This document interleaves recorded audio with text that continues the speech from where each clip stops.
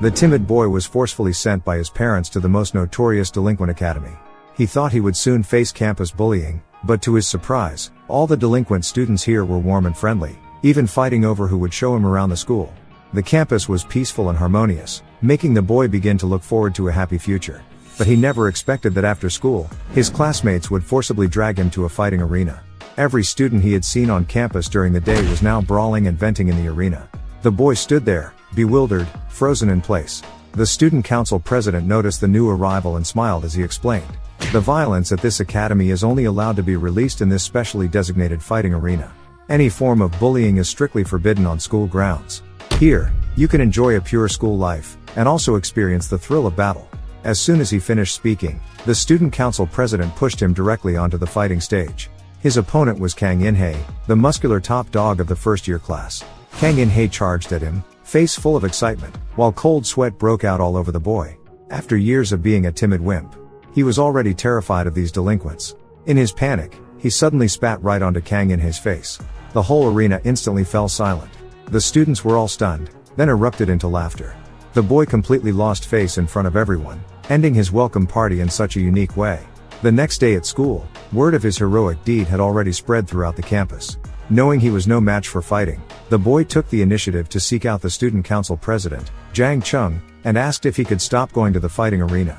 He hadn't even finished speaking when his classmates all gave him terrified looks, as if they wanted to warn him about something. At that moment, Jang Chong announced to everyone, "From today on, Lee Gil-soo will no longer be protected by the fighting arena." With that, he turned and walked away. Alone in his classroom, Lee Gil-soo kept pondering what protection by the fighting arena actually meant. Just then, Kang In-hae, the one he'd spat on yesterday, showed up with his cronies, grabbed his head, and slammed it hard against the desk, giving him a very real explanation. From that day on, Lee Gil-soo became the only one in the entire school who could be bullied at will, the punching bag for everyone.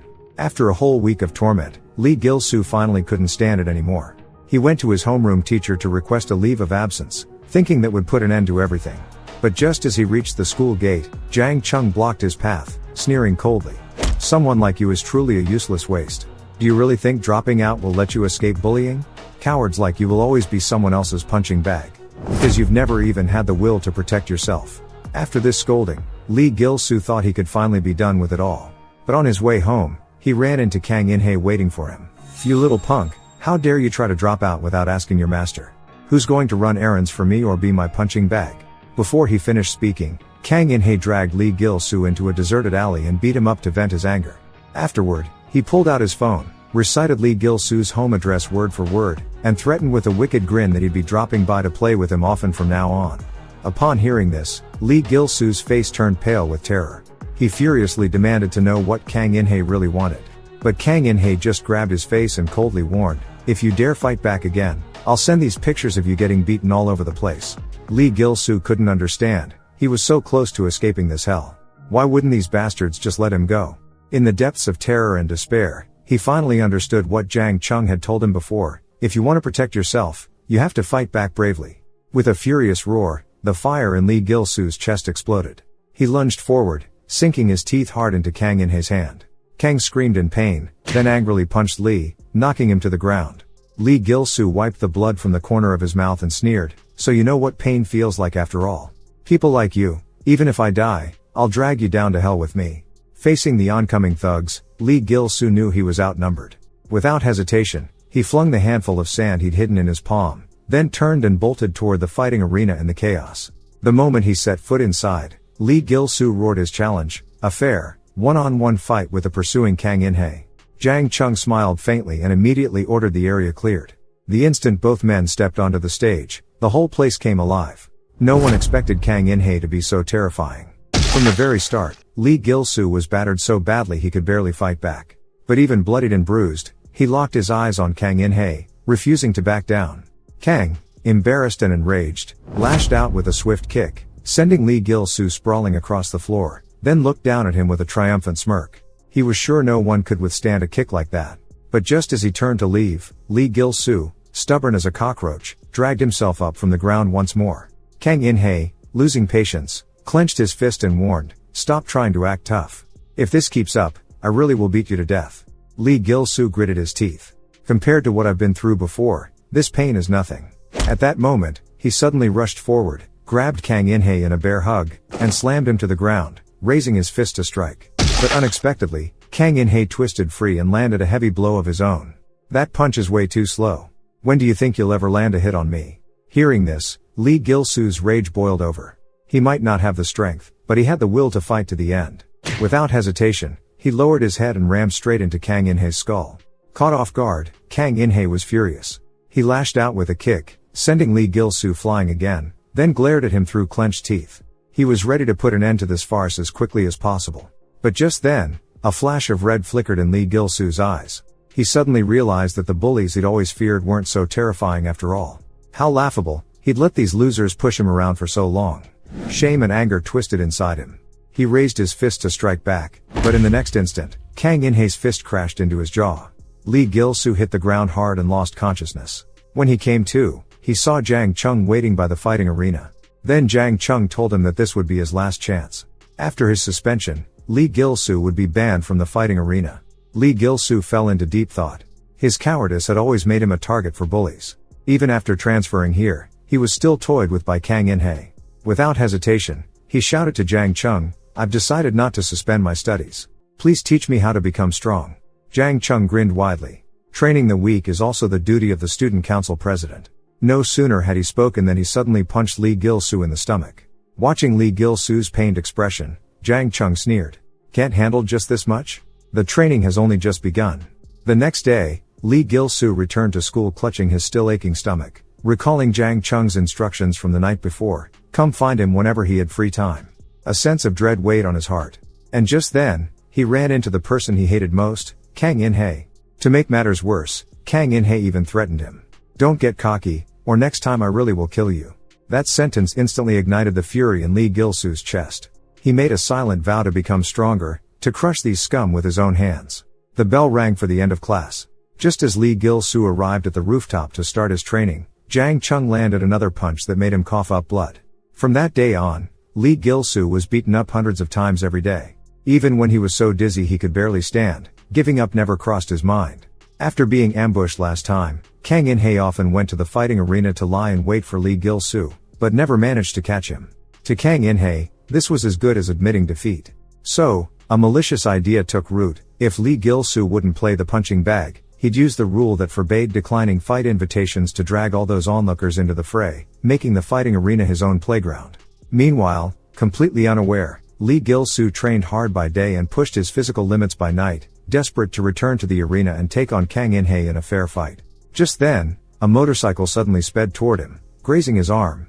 Moments later, a gang of bikers blocked his path. Their leader, a man in black with his hands in his pockets, strode forward.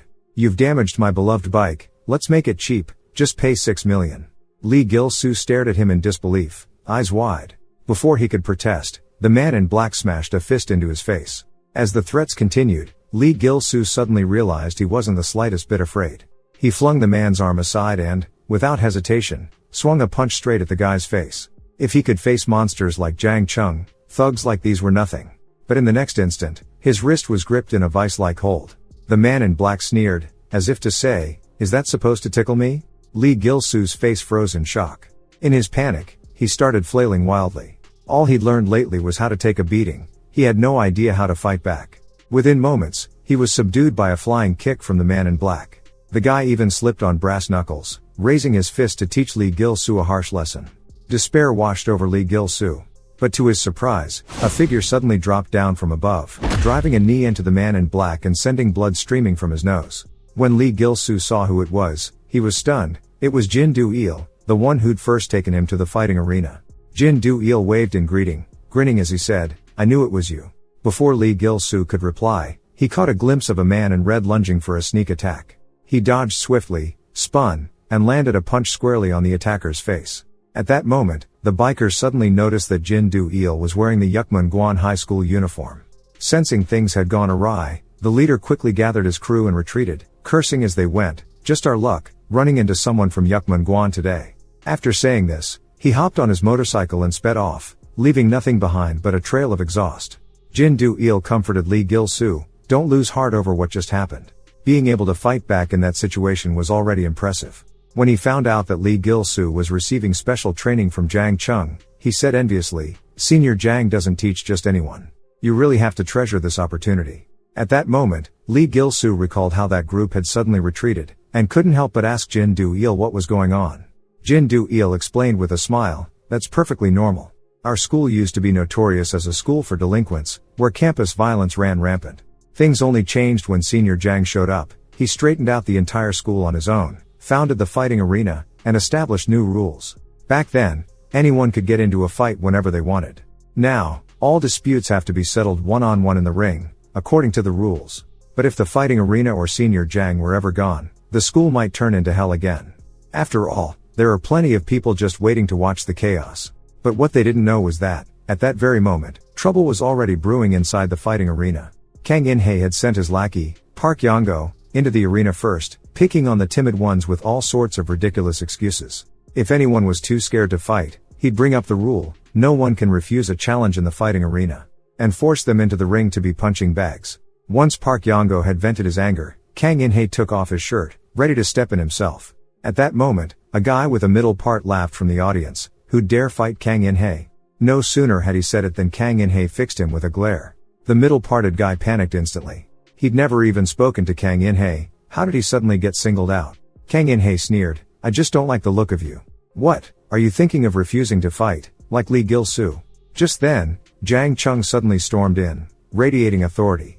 Facing Jang Chong's questioning, Kang In-hae feigned innocence, claiming it was all a misunderstanding.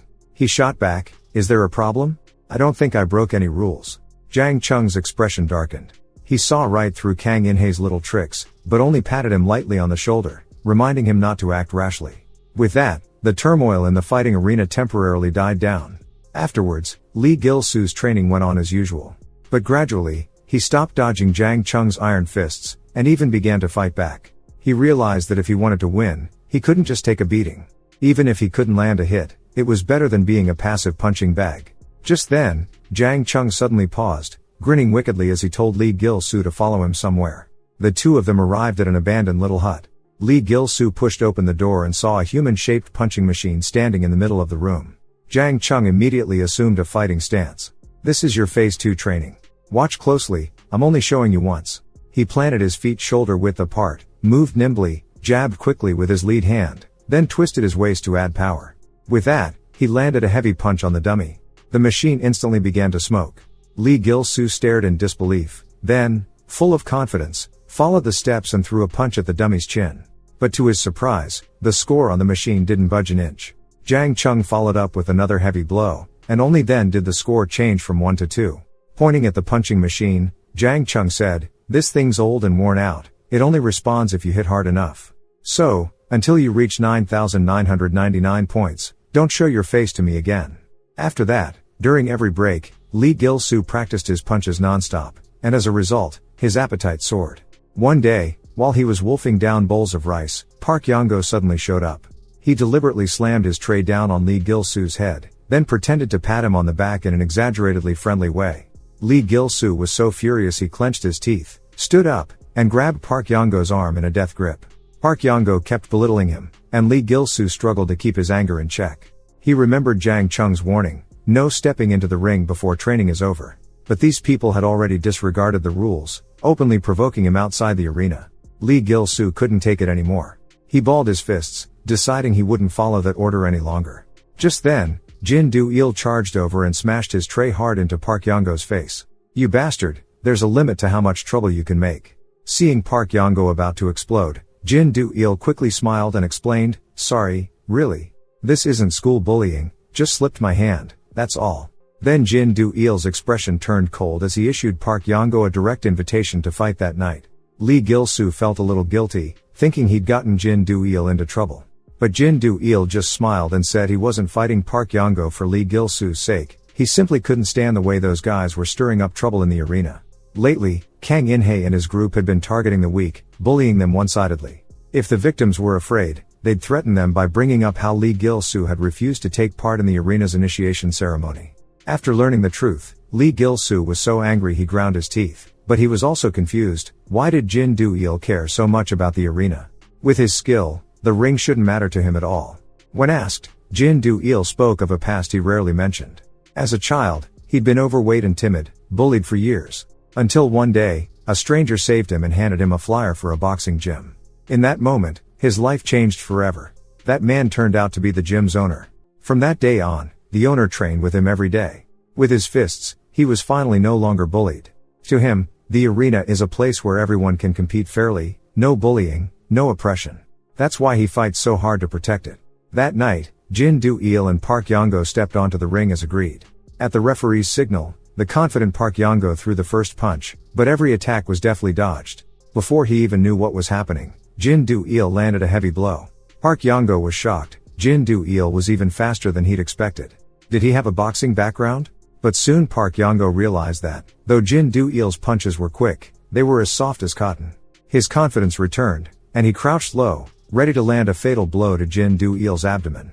Unexpectedly, Jin Do-il's fist was even faster, smashing right into Park Yong-go's chin, sending blood flying. It turned out, everything had been a trap set by Jin Do-il. He'd deliberately hidden his strength, luring Park Yong-go into underestimating him, then suddenly unleashed a heavy punch. In the stands, Lee Gil-soo was beside himself with excitement. Jin Do-il really was impressive. But someone behind him said that Park Yong-go had never lost before, and that Jin Do-il might not win so easily this time. A surge of unease welled up in Lee Gil-soo's heart. Back in the arena, Park Yong-go launched a wild counterattack, but no matter what move he tried, he couldn't land a hit. Jin Do-il sent him flying with a single punch. Jin Do-il's face showed a smug expression, but Park Yong-go suddenly grinned, staggered to his feet, and sharply lifted his left leg, shifting into a fighting stance. Jin Do-il recognized at once that it was a kick. He tried to counterattack in the same way, but a sudden bolt of pain shot through his leg. Seeing this, he quickly retreated. At that moment, Park Yong-go's face was alight with excitement. He lifted his leg again and unleashed his strongest kick. Jin Do-il felt as if he'd been struck by a steel pipe and crashed hard to the ground. This guy's strength was simply incomprehensible. Park Yong-go pressed the advantage, and when Jin Do-il raised his arms to defend, he was kicked so hard his bones cracked. His fists nearly lost all strength and he instantly became Park Yong-go's punching bag. He couldn't find even the slightest chance to counterattack, forced to watch helplessly as that iron-like leg came swinging at him again. In the end, Jin Do-il completely lost the ability to resist. Just as Park Yong-go was about to deliver a fatal kick, the referee sprang forward, blocking the attack in time.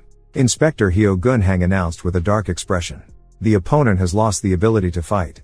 Any further action will be considered a foul. Park Yong-go could only leave the ring reluctantly, but not without taunting Lee Gil-soo on his way out. Long time no see, coward. Next time it'll be your turn to get beat up. After this match, Jin Do-il felt deeply ashamed, thinking his defeat had only fueled the other side's arrogance. Lee Gil-soo tried to comfort him. Don't blame yourself. No one expected Park Yong-go to have a move like that. After taking Jin Do-il downstairs to his building, Lee Gil-soo found an excuse to leave in a hurry and headed straight for the little hut. He had to get stronger as quickly as possible. Seeing his friend get bullied while he was powerless to help, that feeling was unbearable. So even if he failed thousands of times, he was determined to succeed. Gradually, Lee Gil-soo noticed that he was too light and lacked strength. Maybe he should widen his stance a little? To make his punches more powerful, he needed to find that feeling of swinging all out, like when he was hitting a bat. Sure enough, after landing a heavy blow on the dummy this time, the score changed like never before. So he kept training punch after punch with this technique, fighting from night till dawn, until his fists were a bloody mess. At last, the score on the machine froze at 9,999. Meanwhile, Park Yong-go noticed that Lee Gil-soo hadn't come to school that day and suggested they check on him. To his surprise, Kang In-hae advised him not to bother. Park Yong-go had just defeated Jin Do-il, proving their strength and scaring off all the cowards. If they went after Lee Gil-soo again, it would only make them look petty. Now that they had taken control of the first-year students as planned, it was time to take the next step. Well, long time no see, seniors. Sun Sakyu of the third year looked sullen. What are you little punks up to? Kang In-hae grinned broadly. Of course we're just little punks. You guys were legends during my brother's time. But now, after being overthrown by Jang Chong, you're forced to hide in the backstreets like old men. Publicly mocked, Sun Sakyu was so furious he grabbed Kang In-hae by the throat. Kang In-hae calmly explained, I only said it because I thought it was a shame. Back then you were fighting all alone. But now, things have changed. Now, Kang In-hae had already begun quietly gathering forces, preparing to destroy the fighting arena once and for all. But when Jang Chong faced Hyo Gun-hang, the disciplined captain, Accusing Kang In-hae of maliciously breaking the rules, he only looked helpless. In his eyes, rules were rules. Even if he took charge of the arena, it would be hard to restore things to how they were. Just then, his phone suddenly rang. It was Lee Gil-soo calling. To his surprise, Jang Chong rushed straight to the little hut, thinking Lee Gil-soo was about to give up. But when he saw the score on the boxing machine, he felt a long-lost sense of shock. Even faster than I imagined.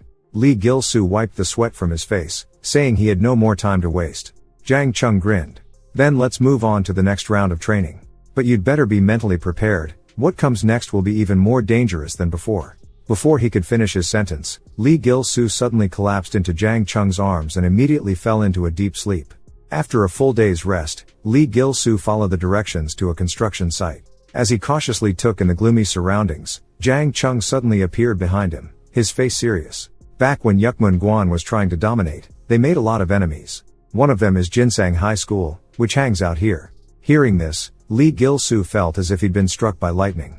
He hadn't expected Jang Chong to bring him straight into enemy territory. Seizing the moment, Jang Chong slammed the iron door shut, even locking it, and said with a mischievous grin, "The door on the other side is open. See if you can make it out by yourself. There's no better teacher than real combat." Seeing Jang Chong just walk away, Lee Gil-soo panicked and pounded on the iron door. Right at that moment, the roar of motorcycles came from behind.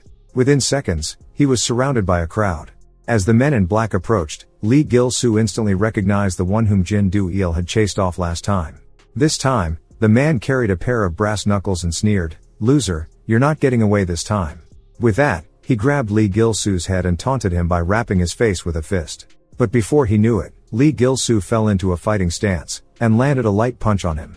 While the man in black was still stunned, Lee Gil-soo followed up with a heavy blow that sent blood streaming from his nose. Just as Lee Gil-soo was starting to feel confident in his fists, the man snapped back to his senses and counterattacked, landing a punch on Lee Gil-soo's head.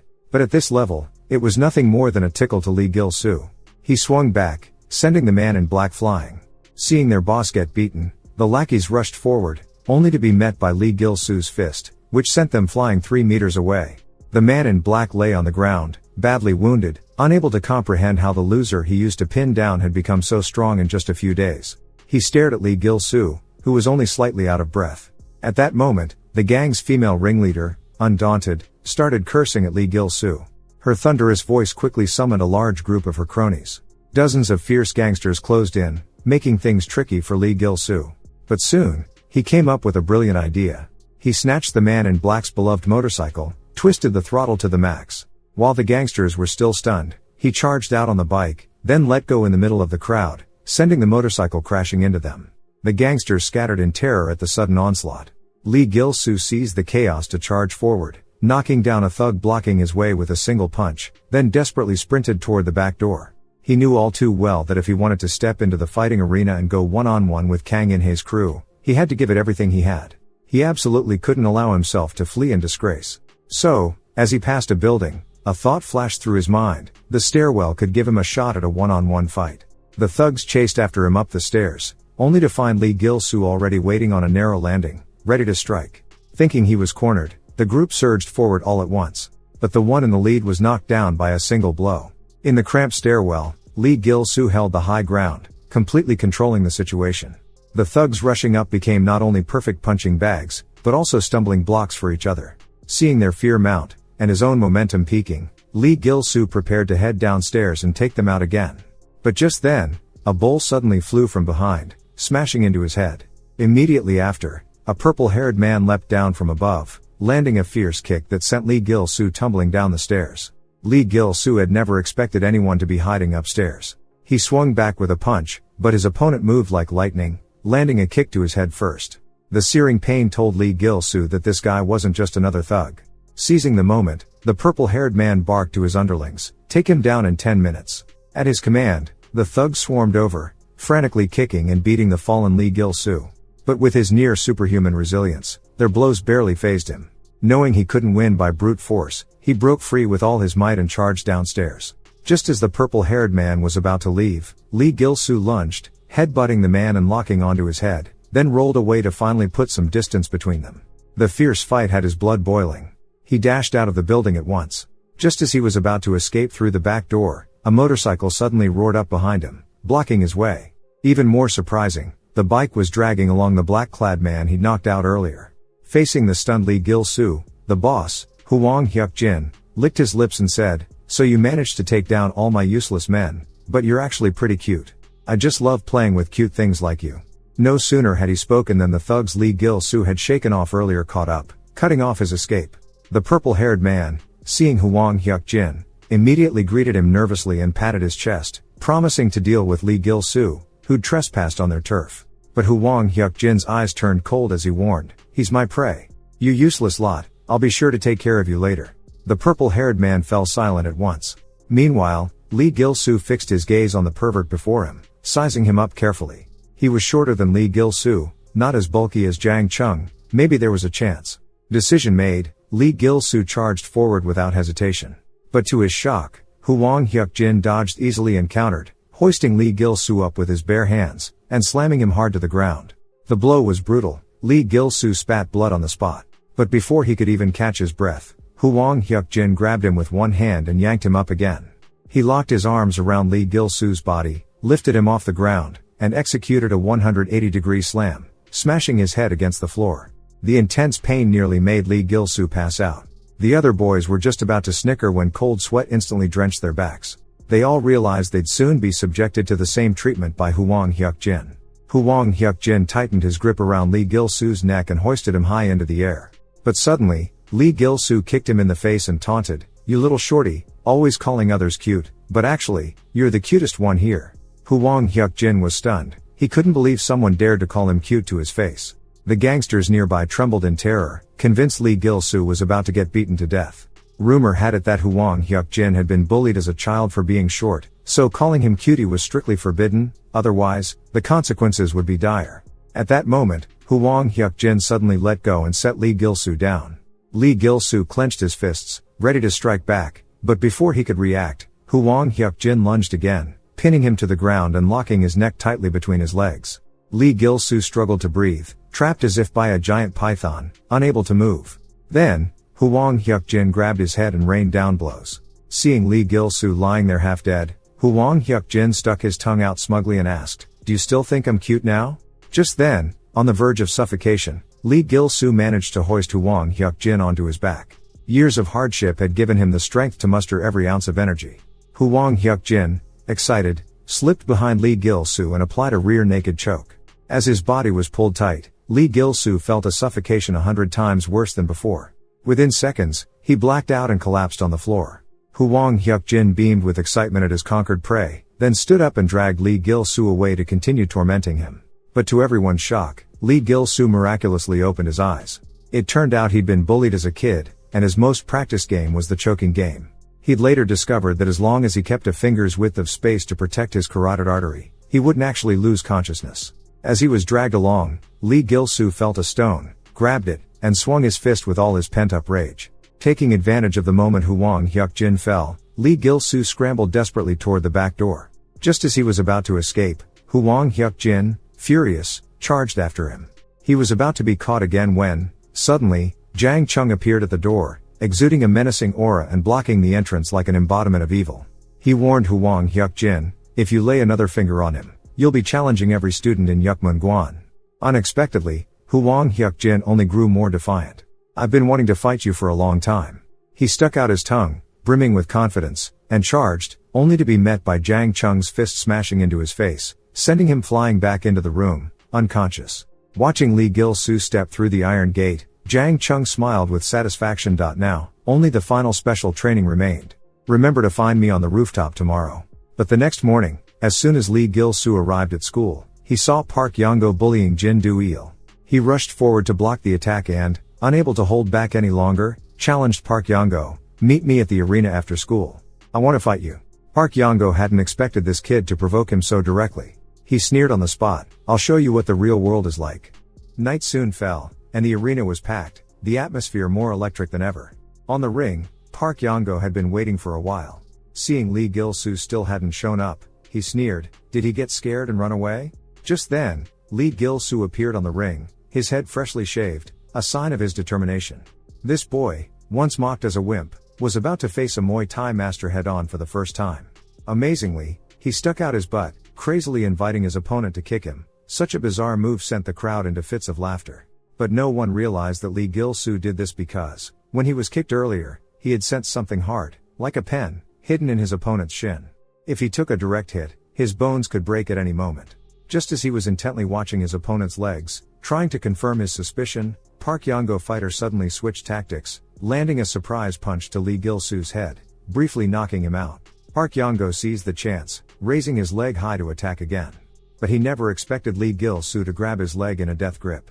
In a flash, Lee Gil-soo used his opponent's momentum to slam him viciously to the ground. Seeing the bulge in Park Yong-go's shin, Lee Gil-soo abruptly tore open his pant leg, revealing a steel plate strapped to his calf. The entire audience erupted in shock, outraged that someone would hide a weapon, and began hurling insults at Park Yong-go for his underhandedness.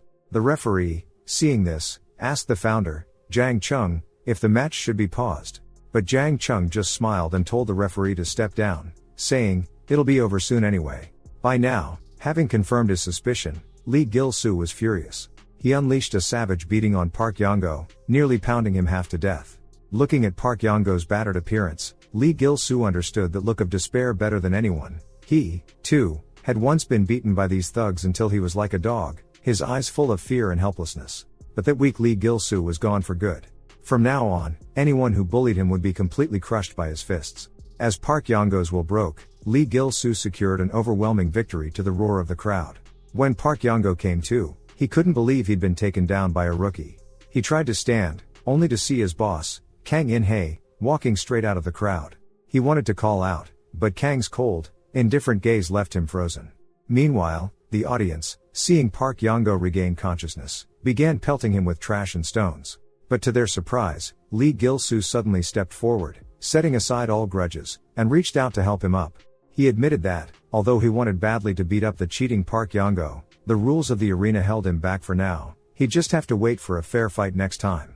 As the two were about to make peace, a large hand suddenly appeared, yanking Park Yong-go's hair. It was Sun Sok-yu, the boss of the third years, who mocked Park for being a worthless loser, asking how he could possibly shake hands with his opponent. With that, he strode provocatively toward Jang Chong, the founder of the arena, vowing to destroy the place himself and return Yukmun-gwan to the days when thugs ruled the school. Jang Chong just sneered at this, thinking Sun Sok-yu had already given up, only daring to hide like a rat in the sewers. Since he still dared to challenge him, Jang Chong was ready to shatter Sun Sok-yu's unrealistic fantasies once and for all. The two stepped onto the ring as opponents, and the crowd below instantly went wild, buzzing with excitement. Lee Gil-soo, puzzled, asked Jin Do-il out of curiosity, and only then did he learn that before the fighting arena was founded, Sun Sok-yu was the only person who could challenge Jang Chong for the title of Yukmun-gwan's strongest. As soon as Sun Sok-yu finished warming up, he suddenly charged forward, launching the first attack. In an instant, the collision of their strength sent out a massive shockwave, blasting the nearest spectators clear off their feet. When the dust settled, Sun Sok-yu realized he hadn't even touched a single hair on Jang Chong's head. Enraged, he exploded into a flurry of attacks. Lee Gil-soo was amazed to see that, despite Sun Sok-yu's massive build, his movements were lightning fast. He couldn't help but ask Jin Do-il, with worry, what would happen if Senior Jang Chong lost. Jin Do-il's expression grew solemn. He said that the fighting arena might be dissolved, and Yukmun-gwan would once again become a living hell. After all, Sun Sok-yu was the right-hand man of Kang Han-hae. No sooner had he spoken than Sun Sok-yu, frustrated by repeated failures, began to lose control. With all his strength, he struck with his palm, and for the first time, left a bloody mark on Jang Chong's face. Sensing victory was near, he immediately unleashed a ferocious barrage, every blow landing squarely on Jang Chong, then followed by a heavy punch that sent Jang Chong crashing to the ground. The sudden reversal made Lee Gil-soo's heart race, and even the always calm Jin Do-il started to panic. Rumor had it that Sun Sok-yu's advantage was his raw power, while Senior Jang Chong was famed for his technique. But now it seemed Sun Sok-yu was overpowering Jang Chong in every aspect. At that moment, Sun Sok-yu grinned smugly to himself, surprised that those little pills he'd been given had really made him feel reborn. Drunk with his own success, he raised his massive leg high, ready to finish Jang Chong off with one final blow. Just then, a heavy fist suddenly smashed into his face. Sun Sok-yu was sent flying by Jang Chong, crashing into the fence. Before he could react, Jang Chong pressed the attack like a hurricane, landing a crushing blow as his aura exploded outward, exuding an overwhelming presence. Only then did Sun Sok-yu realize that Jang Chong had deliberately lured him into letting his guard down. but it was already too late. With Jang Chong's final strike, Sun Sakyu was instantly sent flying out of the ring, cutting a shockwave through the crowd, and after hitting the ground, he lay motionless, immediately passing out. The audience erupted in cheers at the sight, but Jang Chong turned away with a grave expression, blocking Park Yango, who was trying to sneak away in the chaos. With an air of authority, he declared that since Park had broken the rules, he would have to accept the punishment he deserved, and ordered Park Yango to get down and take his beating. With that, he brandished an iron rod. Park Yango was so terrified at the sight that his soul nearly left his body. If a monster like Jang Chong beat him with an iron rod, he was sure he wouldn't survive. In his panic, he forgot all about his dignity, dropping to his knees and begging for mercy, swearing he hadn't broken the rules on purpose, promising it would never happen again. But Jang Chong was unmoved, ordering him once more to get down immediately. With no choice left, Park Yango clung to Jang Chong's leg and wailed, pitifully explaining that he'd been bullied since childhood, that he only strapped steel plates to his legs to protect himself, and begged Jang Chong to forgive him this time, since he was a victim too. Seeing Jang Chong suddenly bend down, Park Yango thought he was about to be forgiven, only to find Jang Chong even angrier. "You brat, I told you to get down." At that shout, Park Yango collapsed to the ground in terror, crying uncontrollably. He had never encountered someone so frightening. Jang Chong raised the iron rod high, and the steel pipe came whistling down. Park Yango's fear reached its peak, and he actually wet himself. Seeing this, Jang Chong paused, holding back his hand, and only issued a cold warning: "This kind of mercy won't come a second time." With that, he stomped his foot, and shouted to the whole crowd, "All of you, listen up. Today, you should all understand what kind of place the fighting arena is. Anyone who breaks the rules or brings violence into the school, as long as I'm here, I will never tolerate it. So everyone, give it your all, don't worry, because here, even those who used to be timid and afraid of fighting can win glory fairly with their own fists. That is the very purpose of our Yukmun-gwan's arena." That concludes my speech as the president of Yukmun-gwan High School Student Council. The next day arrived, and Jang Chong was training on the school rooftop. Lee Gil-soo made a special trip to the rooftop to thank him. He said that if it hadn't been for Jang Chong's special training before his match with Piss-Scared Guy, where he taught him the crucial beginner's lesson in fighting, to give up defense, close in on the opponent, force them to stop moving, and seize the chance for a decisive blow, he would never have won that match. But Jang Chong only replied calmly that there was no need to thank him, that he was simply doing what was expected of him. Seeing Jang Chong suddenly grow distant, Lee Gil-soo was at a loss for what to do, and couldn't help but ask, "Why did you go so far to help me, senior? And I heard I'm the first student you've ever personally trained?" At these words, Jang Chong paused his training. He replied, "Because I want to prove myself to someone. Thanks to you, I've improved even faster than I imagined. I feel like, when I see him, I'll have a lot to say. And I thank you for sticking with it until now." Hearing this, Lee Gil-soo was a little confused, but still bowed deeply to his senior, grateful for his guidance. He actually wanted to ask what exactly those words meant, but the atmosphere was so unusual that he didn't dare to press further. Time slipped by quietly, and under the arena's dilapidated roof, the commotion grew louder by the day. After Jang Chong's speech, the place became more popular than ever. Every day saw a feast of violence. And Lee Gil-soo changed a great deal through each fierce match. His fists grew stronger, his body gradually adapted to the rhythm of combat. He had fully mastered the skill of ending a fight with a single blow as soon as the chance arose. At the same time, he became thoroughly addicted to the arena. But what he didn't know was that Kang In-hae, who had always wanted to destroy the arena, had just arrived at the prison's visiting room to see the former boss of Yukmun-gwan, his older brother. Upon seeing him, his brother immediately sneered and said, "Last time you said you had a way to bring down the arena. How's that going?" Kang In-hae could only reply with a wry smile, "It was all ruined by a coward. The whole plan fell apart. Even Senior Shai-yu hadn't expected that he would lose to Jang Chong." As soon as the words left his mouth, the room erupted in raucous laughter. "Looks like that Jang Chong has gotten a lot stronger. But with the master gone, not even a dog should dream of taking over the house." Kang In-hae broke out in a cold sweat and hurried to reassure him, "Don't worry, no matter what, I'll find a way to destroy the fighting arena. Actually, I've just come up with another new idea." Before he could finish, the long-haired man cut him off. "In-hae, a dog leash only works if you put it on the right neck. Just keep doing your own job." With that, he stood up to leave, tossing out casually, "My dad will help reduce my sentence. I'll be out in a few months. Just lay low for now. Once I'm back, everything will sort itself out." Kang In-hae could only nod helplessly. Meanwhile, completely unaware of all this, the young boys were attending a co-ed gathering with Jang Chong's sister. His desperate chugging of soft drinks on his first date immediately caught her attention. After a brief exchange, they both found each other quite interesting. Egged on by the group, everyone decided to move the party to a karaoke bar. As the three boys were about to head in, Eyebrow Bro suddenly patted Jin Do-il on the shoulder, telling the girls to go ahead, while the guys needed to hit the restroom first. Jin Do-il was about to refuse, but Eyebrow Bro's face had already darkened as he snapped, "You brat, during the date just now, why'd you keep messing things up for me?" The two started arguing right there on the street. Feeling awkward as he watched them bicker, Lee Gil-soo simply turned and headed to the karaoke bar alone. On his way there, the image of Jang Chong's sister's adorable face popped into his mind, and he instantly wore a lovesick expression. But he still had no idea that this girl was actually Jang Chong's real sister. Just as he turned into the karaoke bar hallway and looked up, he saw a thug harassing the girl he liked. "Hey little cutie, come hang out with Big Bro, I promise you'll have fun." Lee Gil-soo heard this and immediately shouted, "Stop." The thug glanced over with a sneer, "Your friend here is obviously a wimp.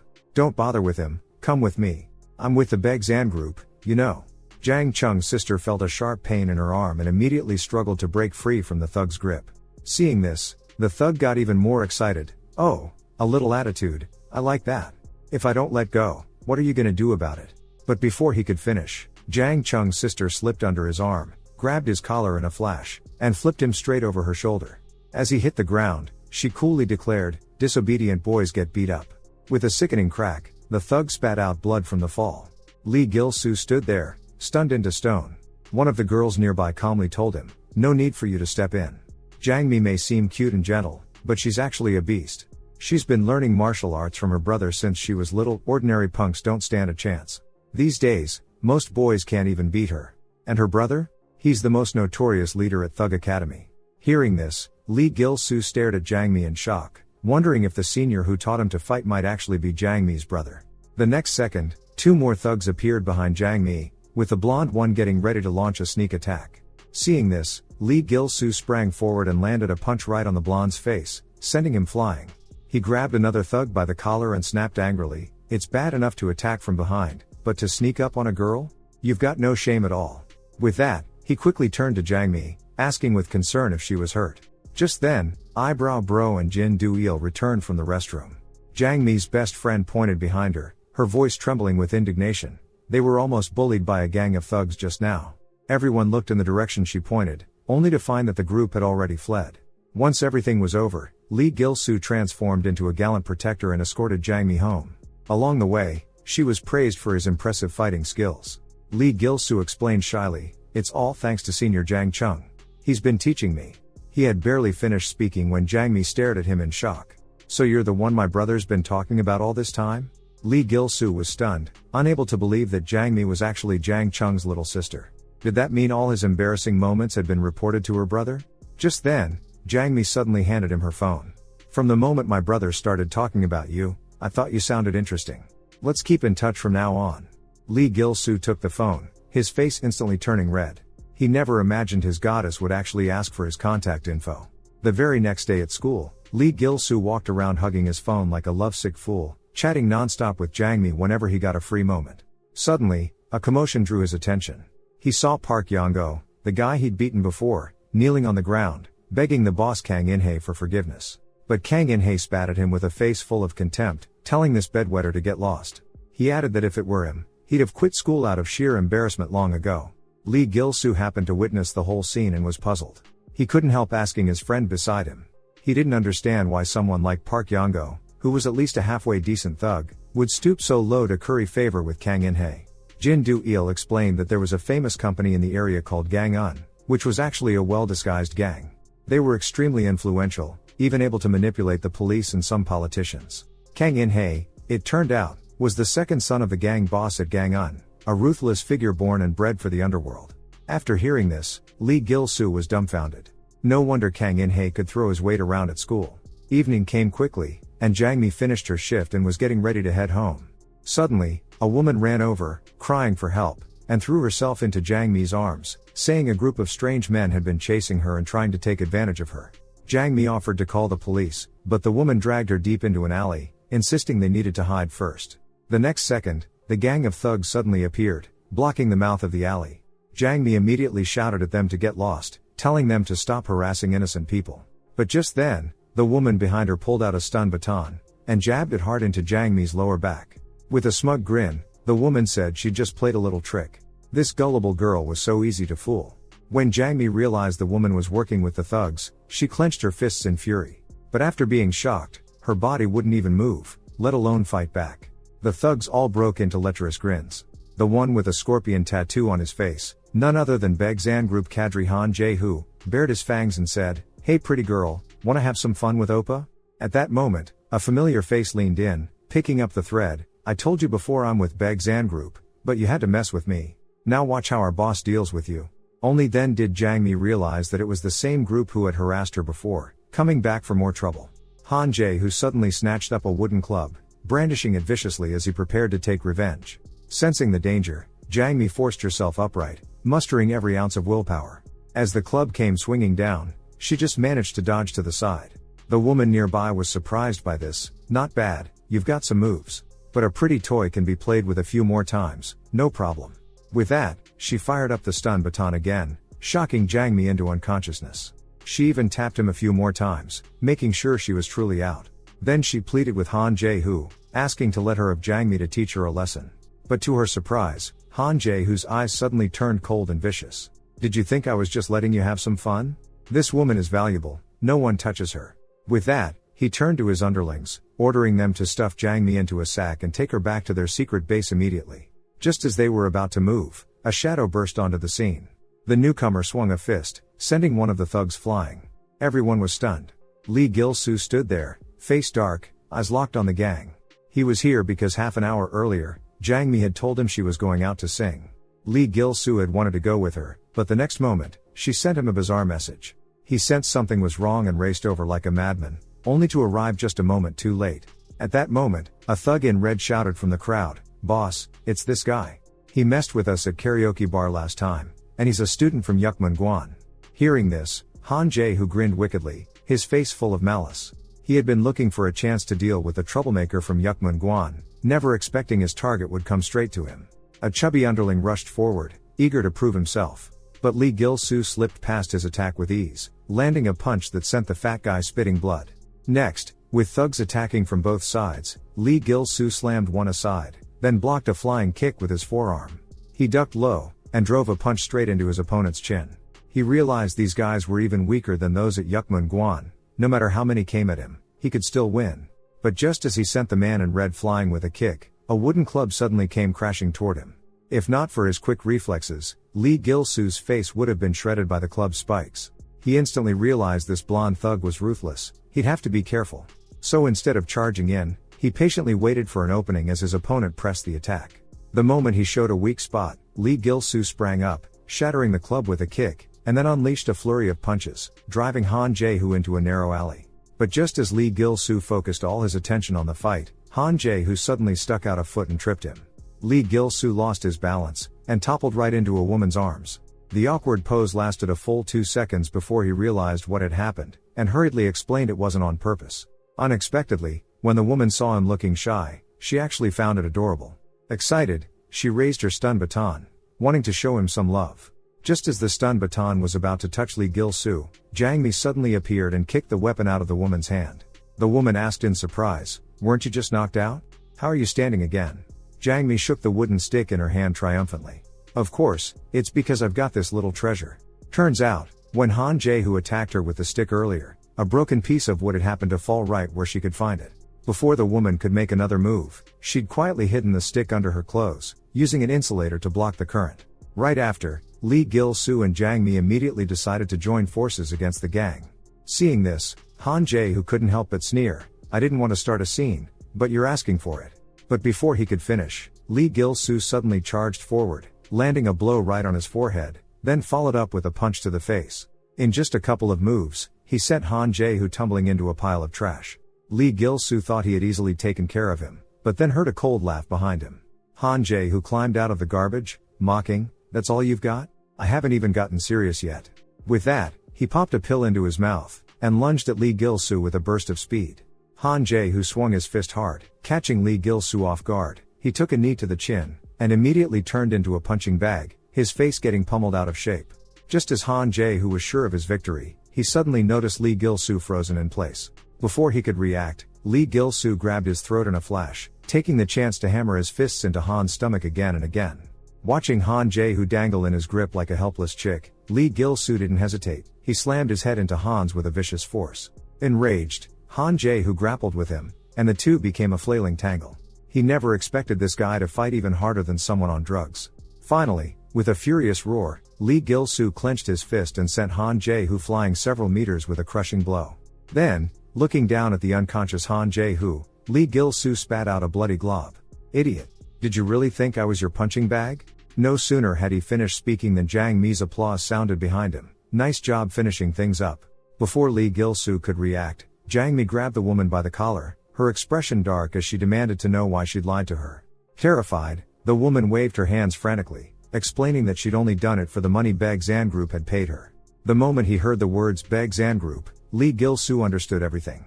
So, back at the karaoke bar, they'd already gotten into trouble with this group. Determined to get to the bottom of Baek Zan Group, Lee Gil-soo threatened the woman, if she didn't come clean, she could forget about leaving alive.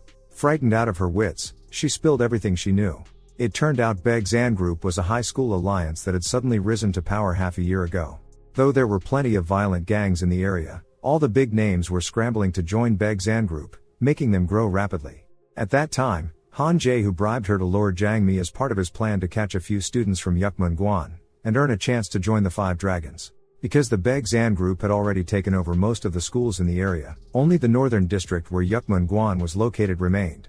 After the woman finished speaking, she staggered to her feet, indicating she had said everything she knew and wanted to leave first. But after just a few steps, her coat was yanked back violently. With a face full of menace, Jang Mi asked where she thought she was going, saying she hadn't finished speaking yet. Then came a merciless beating. After venting his anger, the two of them went home together. Lee Gil-soo felt deeply guilty about what had happened that night. He believed that Baek Zan Group's real target was Yukmun-gwan, and that the innocent Jang Mi had gotten dragged in as a result. Fortunately, no matter how arrogant those guys got, they still couldn't beat the Yukmun-gwan as long as Jang Sr. was holding it up. Upon hearing this, Jang Mi burst out laughing, saying her older brother really was quite special, but Lee Gil-soo was just as cool. "Thank you. At this point, I already owe you 2 favors." Lee Gil-soo just smiled knowingly, grateful that he had managed to save Jang Mi. Meanwhile, somewhere else, Han Jae-hoo and the others were getting punished one by one. As the ringleader, Han Jae-hoo was kicked to the ground by Gwon Tyron, who ranked 5th among the Baek Zan Group's 5 dragons, and was immediately demoted to an ordinary fighter. Looking at Han Jae-hoo's face, full of despair, Gwon Tyron sneered and said, "Fighters are pretty interesting too. See you in the arena." At the same time, on the other side, the Thunderstorm gang had just scared off a group of wannabe gangsters who were trying to join. But the boss, Gong Jin-seop, looked even more grim. Because of Baek Zan Group's presence, they couldn't even recruit decent underlings. How were they supposed to survive at this rate? It was then that an uninvited guest, Park Yong-go, appeared. 2 of the henchmen immediately started cursing, calling him trash, asking how he had the nerve to come back. Park Yong-go didn't care at all. Smiling, he said he was there for an interview, and that compared to those cowards who just ran away, he was a much higher level talent. Gong Jin-seop strode up, bristling with hostility. "You're shameless. Why should I take back a traitor who walked out on us?" He reminded Park Yong-go coldly that he had already failed the character test. But Park Yong-go was even more resolute. "You can make me do anything, no matter how dirty or disgusting, I'm ready for it." Faced with someone so eager to defect, a plan instantly formed in Gong Jin-seop's mind. He smiled and asked Park Yong-go if he knew Ma Yun-jian. "That guy's been eyeing our turf lately. Go teach him a lesson. If you do it well, I'll consider letting you back into Thunderstorm." The next day, Park Yong-go went back to school to pack up his things, planning to take a break from school for a while. He didn't expect Lee Gil-soo to call out to him. Lee Gil-soo, looking dead serious, asked why he was leaving. Was it because of the fighting arena? He even tried to persuade him to return to the arena and prove himself. But those words made Park Yong-go snap. Furious, he grabbed Lee Gil-soo and shouted, "You bastard, do you think now that I've ended up like this, your justice has finally been served? You'd better watch your back at night. Because I won't be using that damn fighting arena to teach you a lesson next time, I'll just deal with you out on the street." With that, he stormed off without even taking his things, leaving in a fit of rage. He didn't notice at all that a letter slipped from his back pocket. By the time Lee Gil-soo spotted the letter on the ground, Park Yong-go was already long gone. Night fell. Carrying an iron rod, Park Yong-go went alone to an abandoned gas station. Facing a group of unknown gangsters, he gave them only 2 options: join Thunderstorm, or get lost. As soon as the words left his mouth, the thugs started jeering. Heard you used to run with Kang Jin-hae, but now you've been kicked out by them, so you've crawled back to Thunderstorm? With that, two of the thugs swung their wooden bats, planning to teach this street rat a lesson. Luckily, Park Yango reacted quickly, blocking their attack. But just then, another thug seized the chance to sneak up, striking hard at his side. Even so, Park Yango caught that move with ease. Looking at these losers, Park Yango launched a flying kick, sending the two of them sprawling. Then he took off his jacket, telling them not to waste time, and to come at him all at once. While Park Yango was taking on Ma Yun-jian and his gang single-handedly, Kong Jin-sok watched coldly from the sidelines, picked up a photo of himself and Park Yango, flicked his lighter, and burned it without a second thought. The truth was, from the beginning, Kong Jin-sok never intended to keep Park Yango around. He simply saw an opportunity when Park approached him and took advantage of it, using Park to eliminate the other factions. If Park Yango lost, it wouldn't cost him a thing. People like that, use them and toss them away, without a hint of regret. Meanwhile, Park Yango's fight had ended. He'd single-handedly taken down dozens of thugs. Staring at the barely conscious Ma Yun-jian, Park Yango wiped the blood off his face with satisfaction. He'd planned to give them a choice, but now, there was no need. He kicked Ma Yun-jian hard in the face, sending him rolling as far as possible, telling him never to get in his way again. Not long after, Park Yango returned to Thunderstorm, and rumors quickly spread throughout the school that he planned to go to Yukmun-guan and beat up everyone he didn't like. Hearing these rumors, Lee Gil-soo was a little shocked, not expecting Park Yango to drop out so soon. But Jin Do-il found it unsurprising. He only came to school to get Kang Jin-hae's attention. Now that he's been cast aside, it was just a matter of time before he left. Besides, he's always been a loner, never had a single friend around him. Lee Gil-soo fell into thought, suddenly recalling the letter Park Yango had dropped earlier. Following the sender's information from the letter, he found Park Yango's childhood friend, Jang Hae-seon. Lee Gil-soo explained he'd found the letter by chance, and because she didn't know Park Yango's home address, this was the only way she could return it to him. But she admitted, she couldn't hand the letter to Park Yango in person either. Ever since he left the orphanage, she only knew the address of his school. That's why she always sent the letters to the school. Lee Kae-shung was very surprised to hear that Park Yango grew up in an orphanage. With a hint of sadness, Jang Hae-seon spoke slowly. I grew up with Yango Oppa, we were both orphans. When I was a kid, I was always bullied by the older children. Every time, Yango would show up like a hero and chase the bullies away. But the good times didn't last. When people at school found out Yango was an orphan, they started bullying him openly. To protect himself, Yango started hanging out with the Thunderstorm gang. After that, he disappeared for a long time. When he finally came back to see us, he was a completely different person, full of vigor and confidence, bringing a mountain of gifts to the orphanage. At first, I was a little afraid of the changes in him, but seeing how much he still loved the younger kids, I believed that Oppa Yango hadn't really changed at all. At this point, Jang Hae-seon's face was clouded with worry. In the past, Park Yango would visit them every month, always bringing gifts. He hadn't come by recently, and it turned out it was because he dropped out of school. Thinking of this, Jang Hae-seon couldn't hold back her tears. She clutched the envelope tightly and burst into sobs. She was truly terrified that one day the Yango in her memories would vanish, replaced by someone unrecognizable and frightening. Watching her, Lee Gil-soo felt a dull ache in his own heart. Nighttime, on the rooftop of Thunderstorm House. Gong Jin-seop was gripping a wrench, ruthlessly disciplining the subordinates who had failed their mission. When he was done, he patted Park Yango on the shoulder, praising him for still being as sharp as ever, taking care of Ma Yo-jian all on his own. Then he grinned and said, with this, you've paid off your debt of betrayal. But if you want to rejoin Thunderstorm, you'll have to pass even tougher tests. Unexpectedly, Gong Jin-seop changed his mind. Park Yango gritted his teeth in frustration, but this was the only road left for him. Forcing himself to stay calm, he asked, so what do you want me to do? Gong Jin-seop gave a sly smile. Didn't you say you'd do anything? Does that include killing someone? Park Yango froze in shock at these words. Seeing his reaction, Gong Jin-seop suddenly burst out laughing. You actually believed me?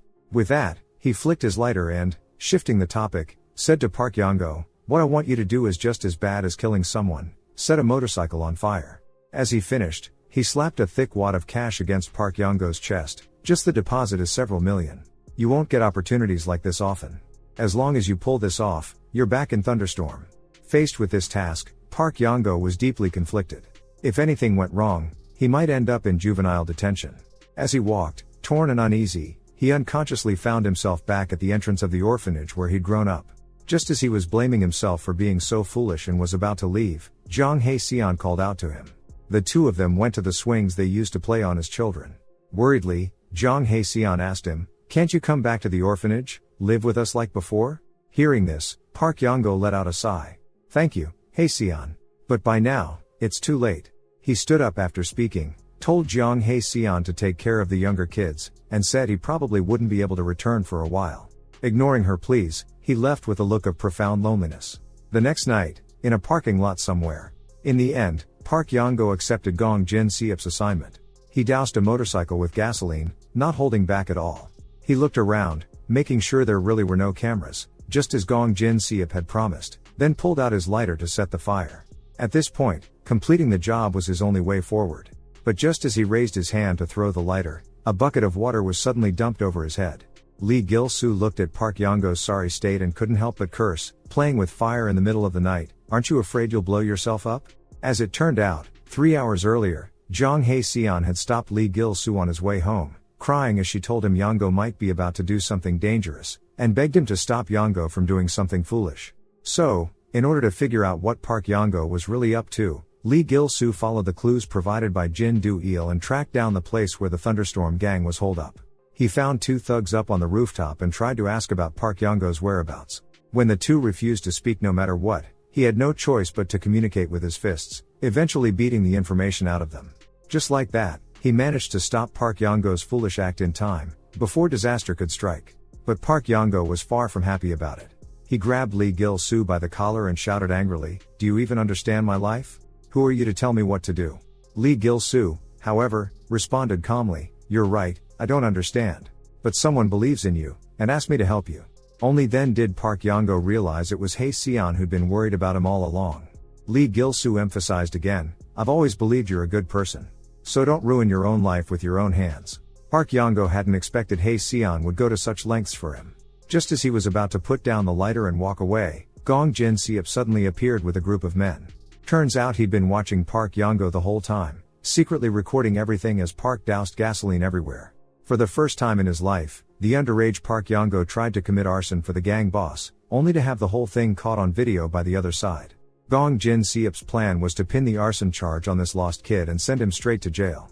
As the lighter was about to fall into the gasoline, a figure suddenly flashed by and kicked it away. It was none other than Jin Do-il, with Eyebrow Bro following behind him. Their timely arrival was all thanks to Lee Gil-soo's foresight. On his way to stop Park Yong-go, he'd also called Jin Do-il and Eyebrow Bro for backup. If he hadn't made those preparations, Park Yong-go's life would have been ruined for good. At that moment, Eyebrow Bro glared at the gang boss who'd made him cancel his date, seething with rage. Clenching his fists, he charged forward, determined to teach these bastards a lesson. But to his surprise, the moment he landed a punch, he almost shattered his own hand. The guy's arm was protected by an iron shield. With just one blow, Eyebrow Bro was knocked to the ground. Seeing this, Jin Do-il immediately tried to rush in and help, but was blocked by someone before he could take a step. Without hesitation, the man launched a rapid-fire assault. Jin Do-il was about to counterattack, when suddenly his face was slashed. He froze for an instant, only to realize the guy's gloves had hidden blades that sprang out. Watching all this unfold, Lee Gil-soo was stunned. He'd never imagined these thugs could be so despicable. Even the one coming after him was wielding 2 iron canes, muttering something in Japanese that he couldn't understand at all. When the Japanese thug charged, Lee Gil-soo instinctively raised his arm to block, but the strength behind the cane was unimaginable. With just a single hit, Lee Gil-soo felt as if his organs were shaking apart. Blood gushed from his mouth, and after taking a blow to the back, he crashed to the ground, temporarily losing all ability to fight back. Seeing this, Gong Jin-seop sneered at Yong-go, "Your friends look like they're in trouble. Not helping out is probably for the best, don't you think?" Before he could finish, Park Yong-go landed a vicious kick on him. But to his surprise, the moment his foot made contact, an uneasy feeling crept into his heart. Gong Jin-seop's jacket slipped off, revealing a bulletproof vest underneath, and brass knuckles on both hands. He'd clearly come prepared. Park Yong-go looked at the smug smile on Gong Jin-seop's face, and immediately launched his most formidable leg technique. But the move had no effect on Gong Jin-seop at all. Instead, he seized the opportunity and knocked Park to the ground with a single punch. Meanwhile, Eyebrow Bro was barely holding on. Continuous defense had left his arms numb. If this went on, he'd completely lose the ability to fight. Just then, he suddenly noticed that his opponent, with a weapon strapped to his arm, always attacked along a diagonal. If he stood against the wall and shrank the attack angle, maybe he could counter it. So, he immediately scrambled up against the fence. Sure enough, seeing this, his opponent was at a loss, unable to find an opening. On the other side, Jin Du-il was bleeding profusely from a cut dealt by Bowl Cut. Facing a razor-sharp blade, he was all but powerless, barehanded. But this time, he actually saw through his opponent's attack path, and for the first time, narrowly dodged a strike by throwing his head back. Because of this move, he realized that Bowl Cut's weapon simply widened the attack area. If he could precisely evade that zone, there was a chance to strike back. Sure enough, using this technique, Jin Du-il landed a solid hit to Bowl Cut's chin.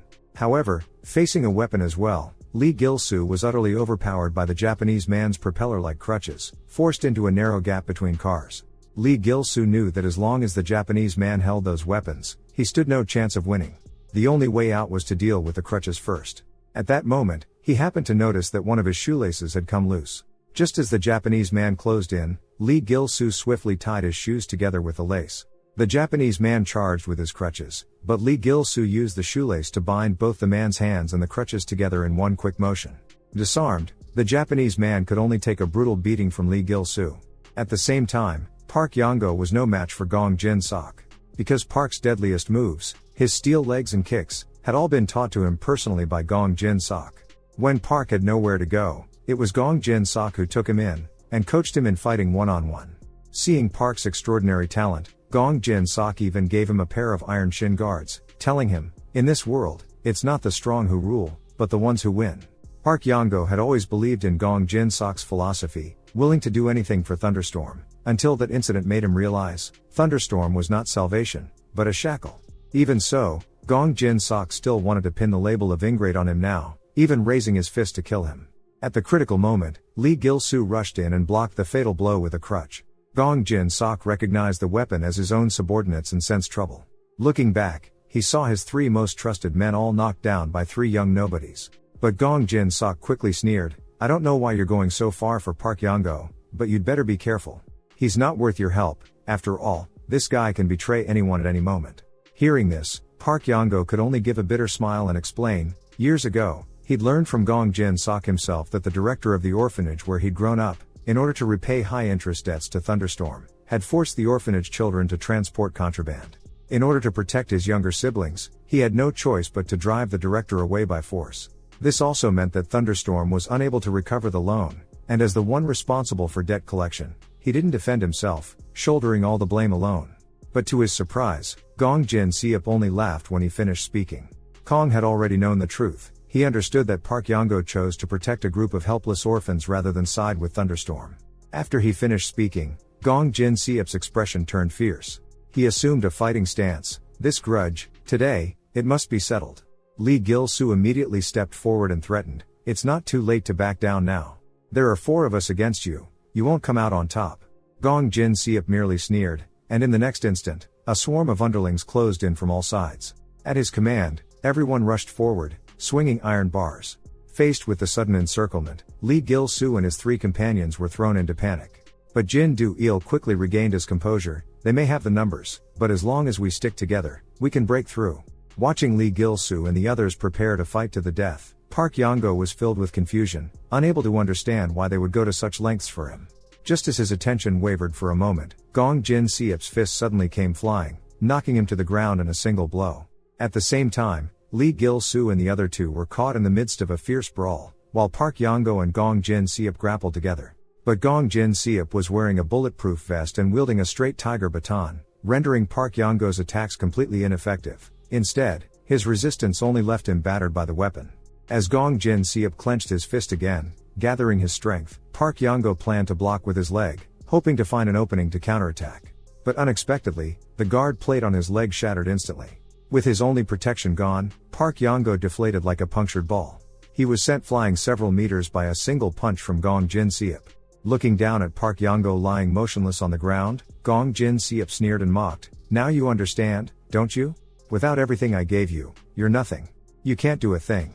Hearing this, Park Yong-go lay on the ground, dejected, his will to resist gradually fading away. But at that moment, he suddenly looked up, and saw Lee Gil-soo and the others, still fighting back unyieldingly despite being surrounded. How could he give up just like that? So, he decisively threw away the leg braces that Gong Jin Seop had given him, and chose to fight to the end, relying solely on his own true strength. In Gong Jin Seop's eyes, this was nothing short of courting death. He immediately lunged forward, ready to finish Park Yongo off, but to his shock, Park dodged with ease. Park Yongo was surprised himself. Without the leg braces, his steps were lighter than ever before. Not only was he able to evade every attack, but he landed a kick squarely in Gong Jin Seop's weak spot. As it turned out, after shedding the leg braces, this was his real speed. Leaping into the air, he unleashed one final kick, at last bringing his long-standing feud with Gong Jin Seop to an end. In this moment, Park Yongo was fully awakened. The things he thought he needed to protect himself were nothing more than shackles holding him back. Just as he finally breathed a sigh of relief, Gong Jin Seop, unwilling to admit defeat, struggled to his feet once more, fists swinging, refusing to lose, unwilling to be beaten by someone he called worse than trash like Park Yongo. But now, Park Yongo's strength had far surpassed his. With a single move, he brought Gong Jin Seop down for good. Looking at the utterly defeated Gong Jin Seop, Park Yongo spoke words that would stay with him forever. It's not the strong who prevail, only the victor grows stronger. That's what you taught me. The henchmen, seeing their boss defeated, were instantly thrown into confusion. In the next second, they noticed Lee Gil-soo and the other two still glaring at them like tigers eyeing their prey, and immediately abandoned their boss and scattered in panic. The crisis was finally over, and Park Yongo collapsed to the ground, completely exhausted. Just as he was about to lose consciousness, a hand reached out to him. Lee Gil-soo smiled and said, "If you've won, hurry up and get up. You threw away your ankle weights, you fought so much better than before." Park Yongo stared in surprise at the scene before him, realizing it overlapped perfectly with the day he'd been defeated by Lee Gil-soo. The only difference was, back then, he hadn't managed to grab Lee Gil-soo's hand. This time, he wouldn't miss his chance. But in the next instant, a familiar voice cried out, "Jang Hae-seon," tears streaming down her face, came running toward him. Before Park Yongo could react, Hae-seon threw herself into his arms, hugging him tight. "Do you have any idea how worried I was about you?" Park Yongo gently patted Jang Hae-seon, comforting her by saying it was all over. "I won't ever let you be sad again." The next day, back at school, Lee Gil-soo suddenly realized his wallet was missing, along with his bank card and student ID. At that moment, to his surprise, he saw Park Yongo, who had been on leave from school, returning to the classroom. In fact, Park Yongo hadn't planned to come back to school, but last night, Hae-seon had begged him through tears, hoping he could return to how he once was. She'd even made a pinky promise with him. Since he'd agreed, he had to keep his word. Park Yongo had barely warmed his seat when Kang In-hae showed up with a pack of people. "I heard you took down Thunderstorm, so I'm considering whether to let you back in. After all, the gang-on-gang standby team is your only way out." To everyone's surprise, Park Yongo refused flatly. "Now I'll find my own path." He used to think that joining the gang-on-gang standby team, with at least a half-basement dorm room, was the best he could hope for as someone without a family. All his life, he'd been alone, and finding a place to belong was his only goal.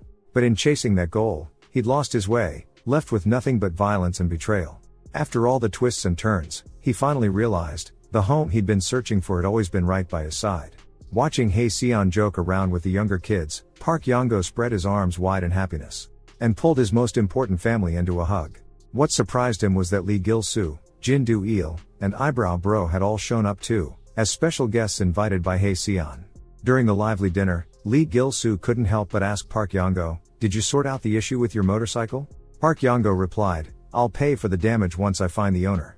I still don't know who it is, but I heard he's a pretty famous student around here." Lee Gil-soo was puzzled. "Is he the one who crossed Thunderstorm?" Park Yongo explained, "It's got nothing to do with Thunderstorm. Thunderstorm couldn't handle it and got retaliated against. It turned out that big gangs like the gang-on-gang often hired Thunderstorm to do shady jobs for them. The motorcycle arson was one of those jobs. And Thunderstorm had been punished by the people who hired him. Rumor had it the group was called the Begzan Group, a crew of seriously tough customers." After hearing all this, Lee Gil-soo felt a chill run down his spine. He hadn't expected to get tangled up with the Begzan Group again. Meanwhile, in the parking lot, a crowd had gathered around a motorcycle drenched in gasoline. Jinsang High School's boss, Huang Hyuk-jin, was so angry that he was practically jumping up and down. "How dare someone try to burn my precious motorcycle? If I catch them, they're finished." No sooner had he spoken than one of his underlings suddenly shouted, having found a wallet on the ground. The next day, Lee Gil-soo, worried that Baishan might cause trouble, made a point of asking about Jang Mi's situation. Unexpectedly, he was invited out by the goddess herself. The moment he saw Jang Mi, whom he hadn't met in ages, all his worries vanished in an instant. Because it was his very first date with a girl. He'd spent the night before researching every dating tip he could find online. So today, he started by taking Jang Mi to a beautifully decorated Italian restaurant.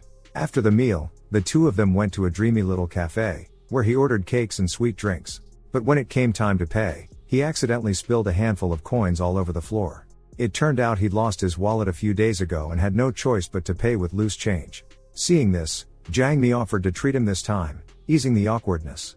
In truth, Jang Mi had asked Lee Gil-soo out simply to thank him for his help last time. Once he realized the truth, Lee Gil-soo felt a pang of disappointment. So it was true, Jang Mi didn't feel that way about him. No wonder he'd felt her mood was off all along. Not wanting Jang Mi to feel pressured, Lee Gil-soo suddenly stood up and apologized earnestly. Actually, this is my first time hanging out with a female friend one-on-one, so I planned all these dating activities. Maybe I didn't plan it well. I'm sorry. Jang Mi was genuinely surprised when she heard this. You misunderstood. I don't even like Italian food. This is my first time in such a pink, girly cafe too, that's why I was so uncomfortable. He smiled and asked, so, should we go do something else? Before Lee Gil-soo could react, Jang Mi grabbed his hand and pulled him toward the amusement park's giant Ferris wheel. It was the first time Lee Gil-soo had ever seen Jang Mi smile so happily. Even though he got so dizzy he was about to throw up, he stubbornly stuck it out. Before he could recover, she dragged him off to the pirate ship, the roller coaster, the drop tower. Not a single thrilling ride was skipped. After one round, Lee Gil-soo's legs were like jelly, he collapsed onto the ground, completely spent. As dusk fell, the two headed home together. Jang Mi thanked Lee Gil-soo for keeping her company, saying they could hang out again anytime. Lee Gil-soo blushed at this, but mustered up his courage to ask her out for next time. But just as he was about to speak, a blinding light swept over them. The owner of the motorcycle had tracked them down, wallet in hand, and without a word, came straight at Lee Gil-soo. Lee Gil-soo tried to explain, but the furious Hwang Hyuk-jin wouldn't listen, charging at him and insisting he was the one who had doused his bike in gasoline. Seeing this, Jang Mi rushed forward to stop him, only to be blocked by two of Hwang Hyuk-jin's men.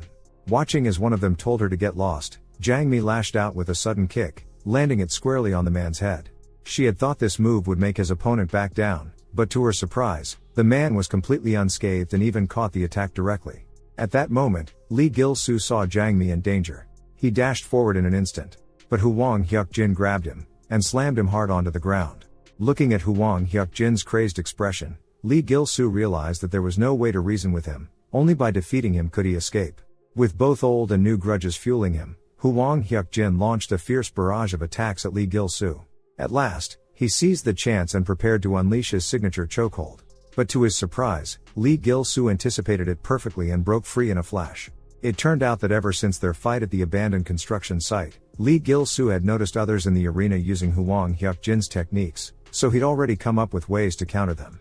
Still, he had underestimated Hwang Hyuk-jin's true strength. In the next moment, his right leg was seized in a vice-like grip. And he was hoisted onto a shoulder, then thrown viciously through the air. Worse yet, he landed straight into the river channel. Struggling to his feet, Lee Gil-soo saw Hwang Hyuk-jin rushing at him again, pressing his head down, intent on making him taste the agony of drowning. Hwang Hyuk-jin would never allow anyone to lord over him.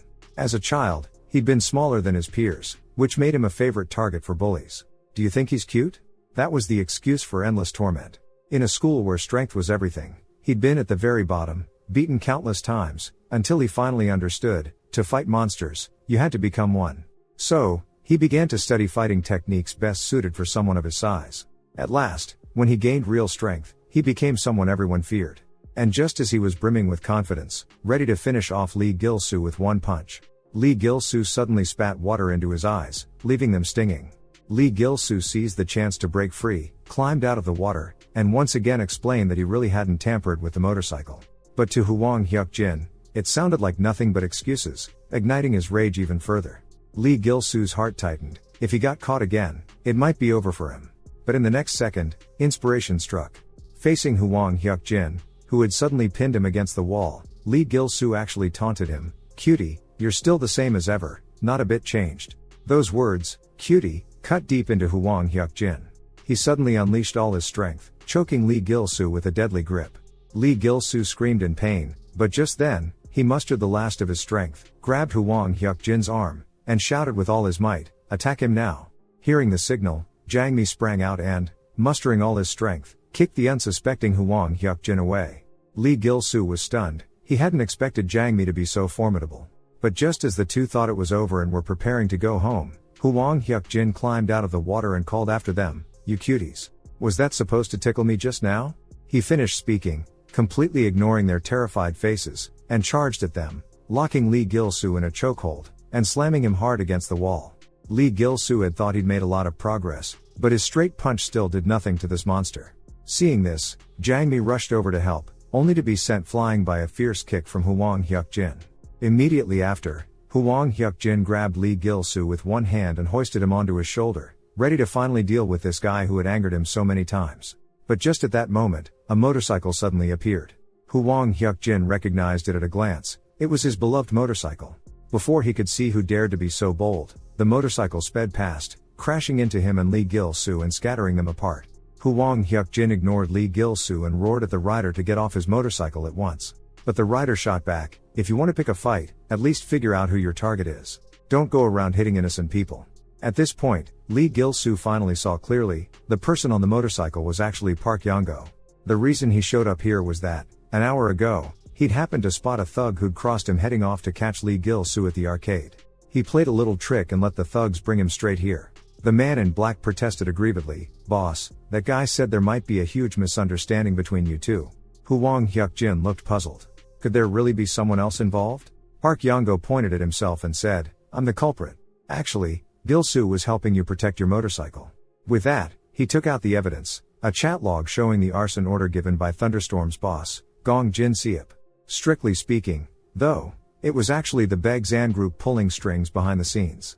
When Huang Hyuk-jin heard the truth, he was in disbelief. He grabbed Park Yang-go by the collar and demanded a full explanation. After Park Yang-go explained everything in detail, Huang Hyuk-jin was furious. He never expected those lunatics from the Baeksan group to go so far. Park Yang-go asked in confusion, "Who are these people anyway? Just to mess with you, they'd even go to such lengths?" Huang Hyuk-jin's expression suddenly turned desolate. The Baeksan group wanted to unify all the high schools in the area, so they'd schemed to get close to him. Not long ago, they'd invited him to a club, slapped a stack of cash on the table, and tried to buy his allegiance, demanding he hand over Jinsang High School. They even threatened that refusing would bring serious trouble. But he'd refused without a moment's hesitation. Since then, the Baeksan group had started using violence against Jinsang, leaving the school in chaos. He'd resolved that he would rather die than join those guys, but holding on to the school was getting harder and harder. Besides Yukmun Guan and Jinsang, all the other schools had already been taken over by them. Their power had become overwhelming.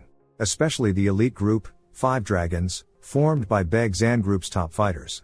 Meanwhile, 4 of the Baeksan group's 5 Dragons were gathered at headquarters. Guan Tyron, ranked 5th among the Baeksan group's 5 Dragons, was in a foul mood because Thunderstorm had botched the job. At this moment, the 4th, Choi No-myun, suggested they just go and destroy Jinsang outright. Maria, the 3rd, immediately perked up at the idea and said there was no need for everyone to get involved. She wanted to have some fun with Huang Hyuk-jin, that cutie, herself.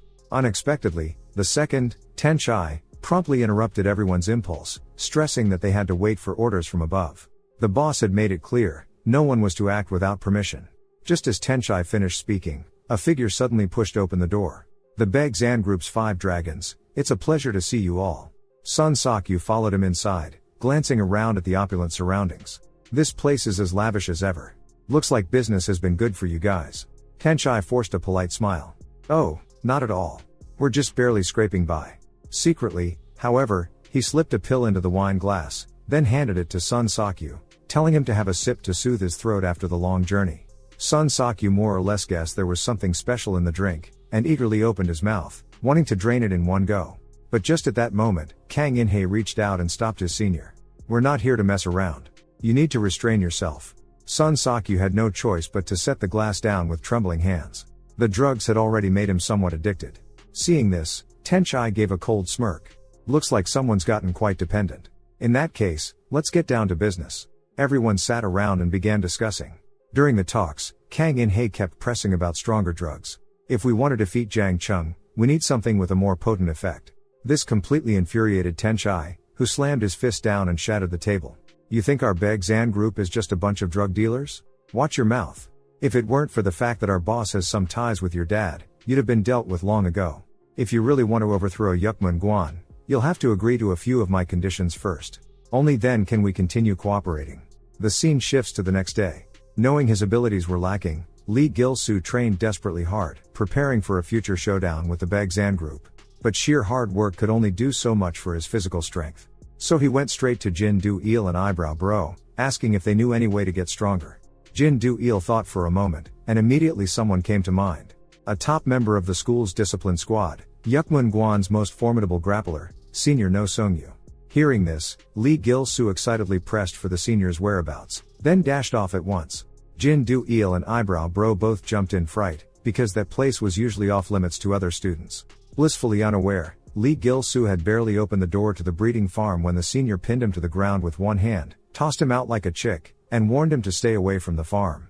After learning the reason, Lee Gil-soo bowed and apologized repeatedly, but the senior only left behind an angry, departing figure. He began to wonder what kind of person this senior really was. Determined to learn grappling, he resolved to follow the senior every day, trying to figure out his preferences.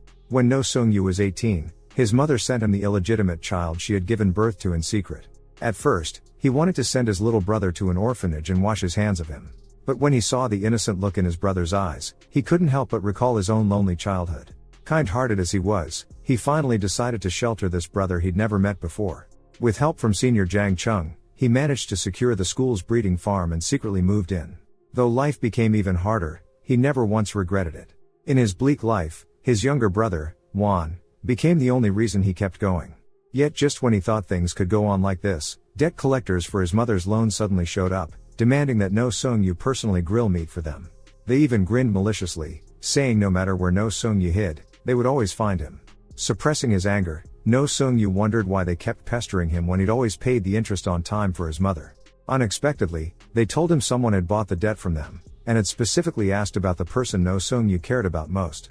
As a thank you to the buyer, they revealed everything about No Seungyu taking care of his younger brother. When he heard the news, No Seungyu felt as if he'd been struck by lightning. He lost control in an instant, grabbing the other by the collar and roaring in fury. "Didn't I tell you not to lay a finger on Won?" But the man only laughed carelessly and said, "Instead of getting worked up here, shouldn't you hurry home and check on your brother?" Blazing with rage, No Seungyu flung the man aside, his face murderous as he warned them to pray that Won was unharmed, otherwise, they'd pay the price. With that, he sprinted out the door, tearing down the road toward the small house he shared with Won. Lee Gil-soo, who had been secretly following his senior, was startled by what he saw. Though he had no idea what was going on, he decided to quietly trail after him. No Seungyu finally reached the little house. He pushed open the door, only to find the room empty. There was no sign of Won. He stared in disbelief at the vacant room. Even the loan sharks didn't know about this place. What he didn't know was that his brother had left on his own. To fold a little paper rooster as a birthday gift for his brother, Won had sneaked out to buy some colored cardstock. But just as he was about to head home, someone called out to him, "Hey, kid, we're your brother's friends. Wanna come play with us?" Night fell deeper. No Seungyu scoured nearly the entire city. At the edge of despair, he thought he heard his brother calling out to him. He turned, and there, at last, was the Won he'd been searching for. In that moment, seeing his brother again, No Seungyu could no longer hold back his emotions. He rushed over and wrapped Won in a tight embrace. Listening to his brother's explanation, No Seungyu gently stroked Won's hair. Having Won was enough. "Don't make me worry anymore." Hearing this, Won broke into a happy smile. "Don't worry, brother. Your friends brought me here safely." No sooner had he finished speaking than the three thugs from before suddenly appeared. Baeksan Group's officer, Kim Do-yuk, grinned and said, "Nice to finally meet you. So you're No Seungyu. From now on, when you pay your debt, just hand the money over to Baeksan Group. To put it simply, we're your new masters now." At this, No Seungyu understood, these were the people who had bought up his debt. But to keep his brother out of danger, he pretended not to believe them, trying to evade them for now. He hadn't expected Kim Do-yuk to suddenly seize Won's hand, snatching away the little paper rooster before anyone could react. Ignoring Won's choked pleas, he crushed the gift prepared for No Seungyu right in front of them. As if lecturing, he told Won that in a world as complicated as this, letting someone poor and powerless be your guardian could only end in heartbreak. Watching his brother's devastated expression, No Seungyu's anger exploded. At that moment, Lee Gil-soo, who'd been trailing him all along, suddenly charged forward and kicked Kim Do-yuk aside. Lee Gil-soo turned to No Sung-yu and said, "Senior, this isn't a chicken farm, is it? I can step in, right?" Unexpectedly, No Sung-yu stopped him at once, because any threat to his brother, he would handle himself. He entrusted Won to Lee Gil-soo's care, then calmly caught the punch flying at him and, with a slight twist, easily broke the attacker's wrist. They had only survived this long because of Won. But just then, another red-haired man tried to launch a sneak attack. After a barrage of kicks like a raging storm, the red-haired man, who had competed internationally in Taekwondo, knocked No Sung-yu to the ground with an arrogant swagger. But he never imagined this was exactly the trap No Sung-yu had set up. No Sung-yu pretended to fall, then twisted around and locked the red-haired man's leg in a hold, pinning him to the ground so he couldn't move, forced to watch helplessly as his own leg was about to be broken. Seeing his lackeys all beaten down, Kim Do-yuk had no choice but to step in himself. He charged like a wild boar, slamming hard into No Sung-yu's stomach. Lee Gil-soo, worried at the sight, wanted to rush in to help. Unexpectedly, No Sung-yu used Kim Do-yuk's back for support, vaulted himself into the air, then slid down in an instant, locking his legs tightly around Kim Do-yuk's neck. With just a bit of force, Kim Do-yuk couldn't breathe, trapped in place and unable to move. In the end, the three defeated guys called their boss to report in. Learning of their failure, Gwon Tyron impatiently ordered them to get back to the Coliseum and wait for their punishment. No matter how Kim Do-yuk pleaded, Gwon Tyron simply hung up on him. In truth, Gwon Tyron knew well that Kim Do-yuk was no match for No Sung-yu. But with the deadline up for Han Jae-hoo's participation in the Coliseum, the unlucky Kim Do-yuk had to fill in. Meanwhile, because of this crisis, the misunderstanding between Lee Gil-soo and senior No Sung-yu was finally resolved. To thank Lee Gil-soo for his help earlier, No Sung-yu took the initiative to offer him a favor in return.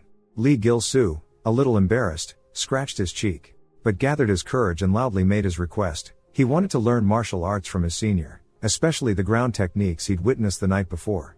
This request surprised No Sung-yu a little, but he didn't refuse. Early the next morning, No Sung-yu was already waiting at the training ground. Seeing Lee Gil-soo and the others arrive, full of energy, he couldn't help but smile. The people from Yukmun-gwan really haven't changed at all. But he quickly straightened his face, asking with a hint of suspicion, "Why is someone missing? Weren't you all supposed to come as a team?" Just as he finished speaking, Park Yongo appeared, looking extremely reluctant. Lee Gil-soo and the others were speechless at the sight. Since he was the one who'd insisted on coming, yet now he looked so unwilling. Sensing things were getting rowdy, No Sung-yu cut them off and got straight to the point. After a thorough explanation of various fighting techniques, he told everyone, "If you want to learn ground techniques, you can actually just find videos online and practice along." Saying that, he bent down to pick up a large stone from the ground, and under everyone's stunned gaze, crushed the stone into pieces with his bare hands. This was the real lesson for today: grip strength, the most powerful weapon in ground grappling. Then, he pulled out climbing ropes, and had the four pair up, telling them to start climbing the cliff right in front of them. All four were startled. But to become stronger, Lee Gil-soo and Park Yongo still led the charge and went for it. They endured all sorts of grueling training. And even with their palms battered and blistered, the four gritted their teeth and pressed on, day after day, making it through the toughest phase. After completing the first stage of training, No Sung-yu asked Lee Gil-soo, a bit puzzled, why he was so desperate to become stronger. He had never seen such a determined newcomer as Lee Gil-soo before. Lee Gil-soo confessed that he really liked Yukmun-gwan. Here, for the first time, he made friends who could enjoy training with him, and for the first time, he looked forward to going to school. But he never expected that Yukmun-gwan would be threatened by outsiders. In order to protect the things he cherished, he wanted to become stronger. After hearing this, No Sung-yu finally understood, "I get why Senior Jang Chong would train you. You remind me of a guy Jang Chong deeply cares about." Meanwhile, Jang Chong arrived at someone's home. He greeted the owner politely, then walked up the stairs with practiced ease. Seeing a stack of bowls and chopsticks piled outside the door, Jang Chong couldn't help but place his hand on the door, and softly asked, "Are you alright? It's been a long time since I've come by. A lot of interesting things have happened at school lately. There's one story I have to tell you." The boy inside moved a little. Jang Chong went on, "Do you remember that first-year transfer student I told you about last time? He's grown from a rookie who got beaten up into a fighter who can now hold his own in the arena. Jang Jae, the arena we built together seems to be getting better and better, don't you think?" The boy in the room still didn't respond. But as he listened to Jang Chong's story, his mood was unsettled for the first time. When he returned to the gym to train, Hyo Gun-hang immediately noticed his low spirits, and guessed he must have gone to see Jang Jae. Upon learning that Jang Jae was still indifferent to everything, Hyo Gun-hang comforted him, saying they should just wait a little longer. If Jang Jae was ready, he'd speak up for sure. Then Hyo Gunhang added that he'd finished looking into the matter Jang Chong had entrusted to him. As expected, Baeksan Group was no ordinary organization. Though newly established, they'd already persecuted quite a few schools, and those associated with them were either drug addicts or violent lunatics with criminal records. Most troublesome of all, Baeksan Group kept threatening to swallow up the entire Gyeongnam city. Upon hearing this, Jang Chung angrily slammed his fist into a sandbag. He thought, after all these years, it seemed time to reorganize his network of connections. A week later, a yellow-haired Baeksan Group punk brought a beautiful woman into a nightclub. Soon, a man calling himself Dave appeared, introducing himself in a mixture of Chinese and English. On the surface, he was the club manager, but in truth he was also the head of the Coliseum. When he learned the woman was there to apply for a job as DJ, Dave took her to the basement level, introducing it as the club's exclusive fighting arena. Just as he was about to stay and watch the upcoming match with her, his phone suddenly rang. He had no choice but to give a few instructions to his underlings before leaving in a hurry. Opening the door to a private room, he finally met the long-awaited No Seong-yu. Dave didn't press No Seong-yu about injuring Baeksan Group members. Instead, he cut straight to the chase, inviting No Seong-yu to join them. With that, he picked up the remote, and as the curtain slowly opened, a bustling arena was revealed below. In the ring, it was Kim Do-yuk facing off against the group of 5 money slaves who, having failed their mission, now had to repay their debt with their bodies.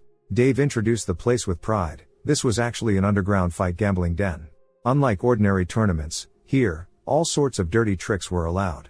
It was precisely this kind of bloody chaos that drew countless gamblers to the scene. Dave shot a sly glance at No Seong-yu and said, "With Yukmun Guan's reputation and your skill, your value is bound to soar." He pointed to the electronic screen across from them, displaying the amount of bets placed by the audience. The prize money was substantial. Working with them wouldn't just clear his debts, it could make him a fortune. No Seong-yu looked at the outstretched hand in front of him and, after a moment's thought, said he needed time to consider. After all, someone needed looking after. If he got hurt, things could get complicated. Hearing this, Dave's expression darkened, but not wanting to put No Seong-yu off, he handed over his business card generously, asking for an answer within the week. If there were any questions, No Seong-yu should come to him. After all, the fact that they could still have such a calm conversation was already a sign of his leniency. The scene shifted back to the Yukmun Guan farm. No Seong-yu was deep in thought as he helped his younger brother feed the chickens. Though the Baeksan Group's arena was wild and ruthless, if he could hold out there for a while, he could shake off the debt collectors, and give one a better environment to grow up in. At that moment, Lee Gil-soo unexpectedly showed up. No Seong-yu immediately asked him to watch his brother for a day, explaining that he had something to do that evening. Lee Gil-soo, puzzled but agreeable, accepted. Little did he know looking after a kid was far tougher than he imagined. After just a short while, he was already exhausted. At that moment, he chanced upon a business card. On it were the words Baeksan Group Club. Sensing something was wrong, Lee Gil-soo grabbed Jin Do-il and Eyebrow Bro and rushed to the address on the card, finding a place with a long line out front. As they tried to figure out what kind of place it was, Park Yongo suddenly spoke up, saying it was a nightclub. Both minors and adults could get in, but it was hard to enter. It was a private club that required a secret code for admission. As he was explaining, a stir rippled through the crowd. They saw Han Jae-hoo, covered in bruises, trying to get into the club, only to be thrown out. Lee Gil-soo, seeing this, led Park Yongo and the others to corner Han Jae-hoo in an alley as he left alone. After some questioning, Han Jae-hoo named his conditions. If they could bring out the thing he wanted from the club, he'd tell them everything he knew. Once Lee Gil-soo agreed, Han Jae-hoo started talking. It turned out that the club, which looked like a church, was actually a fighting casino. They made money by having high school students fight, and his battered appearance was thanks to the arena. But the fighters weren't there by choice. Most owed the Baeksan Group money or had been blackmailed into competing. Han Jae-hoo gave them a wicked grin and warned, the person they were looking for might be tied to the Baeksan Group, but once you get in, it's hard to get out. Those guys drug the drinks. Once you take one, you're hooked, becoming their slave, sinking ever deeper, never able to break free. Having learned the truth, the 4 of them made their way to the club entrance. Han Jae-hoo told the bouncer the secret code from behind, and they gained entry without trouble. But just then, Lee Gil-soo and Eyebrow Bro were stopped. The reason? People without taste aren't allowed in. Jin Do-il and Park Yongo, relishing the moment, strode into the club, leaving Lee Gil-soo and Eyebrow Bro to wail outside. Once inside, the two decided to split up to investigate more thoroughly. As a regular at places like this, Park Yongo quickly started chatting up women and digging for information. Are there even more interesting spots inside the nightclub? The beauty immediately caught on, giving Park Yongo an ambiguous smile as she took his hand, ready to lead him to that secret place. Meanwhile, outside, Lee Gil-soo and Eyebrow Bro were still racking their brains about how to make themselves look more tasteful. Just as Eyebrow Bro was wondering where to find the right clothes, he turned his head and happened to spot Han Jae-hoo not far away. The two exchanged a knowing smile, then quietly approached and began to borrow some things off Han Jae-hoo. At last, Lee Gil-soo and Eyebrow Bro managed to pull off that man of the world vibe, brimming with confidence as they returned to the nightclub entrance. This time, they were indeed let in without a hitch. But unexpectedly, Eyebrow Bro was stopped at the door again, forced to watch as Lee Gil-soo swaggered in, grinning with satisfaction.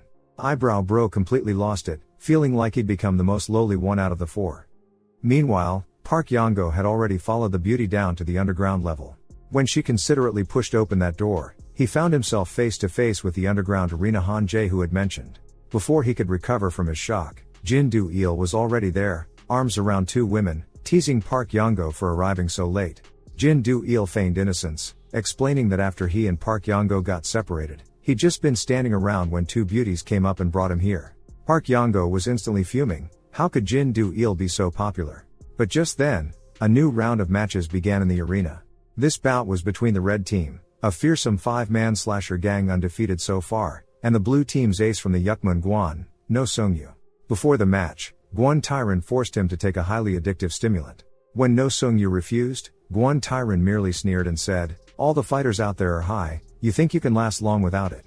Just to be sure, he shoved the drugs into No Seungyu's hand, telling him to take them when he couldn't hold out any longer, since it would change the course of the fight. In the end, No Seungyu was sent into the cage barehanded. His opponents were five fully armed, drug-fueled fighters with a flawless record. As soon as the octagon doors closed, the energy in the arena exploded. Classmates who rushed to stop the fight were stunned by the scene, unable to understand why senior No Seungyu would take such a risk. But for No Seungyu, the point of no return had been reached. There was no turning back. Even if a brutal battle awaited, he could only grit his teeth and see it through. At that moment, one of the five picked up a weapon and launched the first attack. But No Seungyu managed to dodge the blow entirely, seizing the chance to duck low, wrap his arms around the man's thighs, and, with sheer force, hoist the 200-pound brute onto his shoulders, choking him hard and slamming him to the ground. But before No Seungyu could finish off this opponent, another fighter came at him with a spiked club. Sensing the danger, No Seungyu leaned back to evade the strike. He dodged the attack while twisting around to lock his opponent in a hold.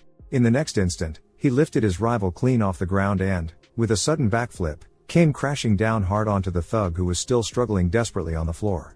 Watching senior No Seungyu take down two men at once with a single move, Jin Do-il and Park Yongo finally let out a sigh of relief, their worries easing all at once. But just then, the man beside them warned not to celebrate too soon. The strength of the slash gang didn't come from their weapons alone. Just as he said, during the previous exchange, the gang leader had noticed that No Seungyu excelled at ground techniques. So he immediately flung out his chain, and had two henchmen attack from both sides, mercilessly charging at No Seungyu.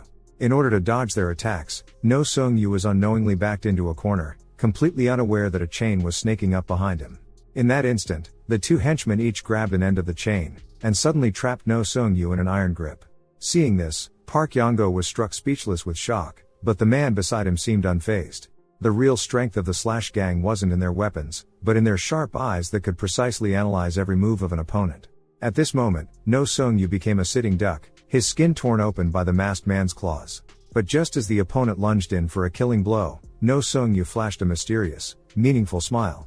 Ignoring the searing pain of the chain, he suddenly lunged forward, seizing the moment to clamp his still mobile legs tightly around his foe, and before the opponent could react, he slammed his head forward in a vicious headbutt, shattering the mask on impact, blood spraying everywhere. The two henchmen recoiled in fright and instantly let go of the chain. With the chains loosened, No Seungyu spun around and grabbed the two by the head, taking them down in an instant with effortless ease. Yet just as No Seungyu thought the fight was finally over, the announcer abruptly declared the start of round 2, with the new opponent being former Baek Sanho officer Kim Do-yuk and his squad. Seeing this, Jin Do-il was immediately uneasy, muttering that they wouldn't even give them time to bandage their wounds, so inhumane. No sooner had he spoken than Park Yongo clapped him on the shoulder, saying they couldn't just watch those maniacs gang up on No Seungyu. We have to get up there and stop this match. But as soon as the two of them climbed into the ring, the announcer immediately chased them back down, while the audience jeered, telling them to get lost and stop blocking their bets. Park Yong-go's temper flared and he shouted back, daring anyone to come up for a fight. As the tension mounted, a voice suddenly rang out from all around. Gwon Tyron stood at the microphone, reassuring everyone that this was a special segment. From this moment on, bets were open for Yukmun Gwon versus Kim Do-yuk's team in a 3-on-3 battle. No sooner had he spoken than the audience whipped out their phones to place their wagers. Park Yong-go and Jin Do-il could only remain in the ring, standing shoulder to shoulder with their senior. But before the match could even officially begin, Kim Do-yuk took turns mocking all three of them, his face brimming with confidence as he declared he'd come fully prepared this time and was sure to win. No Sung-yu told him to shut up and hurry up with the fight. He had to get home to take care of his little brother, and time was tight. But in the next second, Park Yong-go broke the news that Lee Gil-soo had also shown up here. The moment he heard, anxiety surged through No Sung-yu. Immediately after, Kim Do-yuk's squad suddenly launched their attack. Distracted by worry for his brother, No Sung-yu was caught off guard by Kim Do-yuk, who slammed him heavily to the ground. He hadn't expected that the fat man would actually know some grappling techniques. Still, these little tricks were nothing to him. He was confident he could handle anything. Eager to return to his brother's side as soon as possible, No Sung-yu launched a fierce counterattack, sending Kim Do-yuk flying with a single punch. At the same time, Jin Do-il and Park Yong-go had already subdued the other two. But just as No Sung-yu thought the fight was over, Kim Do-yuk suddenly began shoving pills into his mouth like a madman. One of his lackeys tried to calm him down, only to be threatened and even forced to swallow the rest of the pills himself. Kim Do-yuk said, "Either way, losing meant a dead end for them all." With the drugs kicking in, Kim Do-yuk became even more ferocious, charging at No Sung-yu like a lunatic. No Sung-yu, unfazed, threw a punch straight at Kim Do-yuk's head, only to find it had no effect at all. Instead, Kim Do-yuk grabbed his skull in a vice-like grip and slammed it hard against the concrete floor, blood spraying instantly. Staring at the fallen No Sung-yu, Kim Do-yuk's rage was unsated. He kept smashing his head into the ground until No Sung-yu was a bloody, mangled mess, barely breathing. Just as Kim Do-yuk thought victory was his and raised his fist for the final blow, the half-conscious No Sung-yu suddenly grabbed his wrist and, in a flash, countered with an uppercut to the jaw, turning the tables completely. Kim Do-yuk was pinned beneath him, his face full of confusion. How could he lose after taking so many pills? No Sung-yu locked his arm around Kim Do-yuk's neck and said quietly, "Only when someone has something to protect can they truly become strong."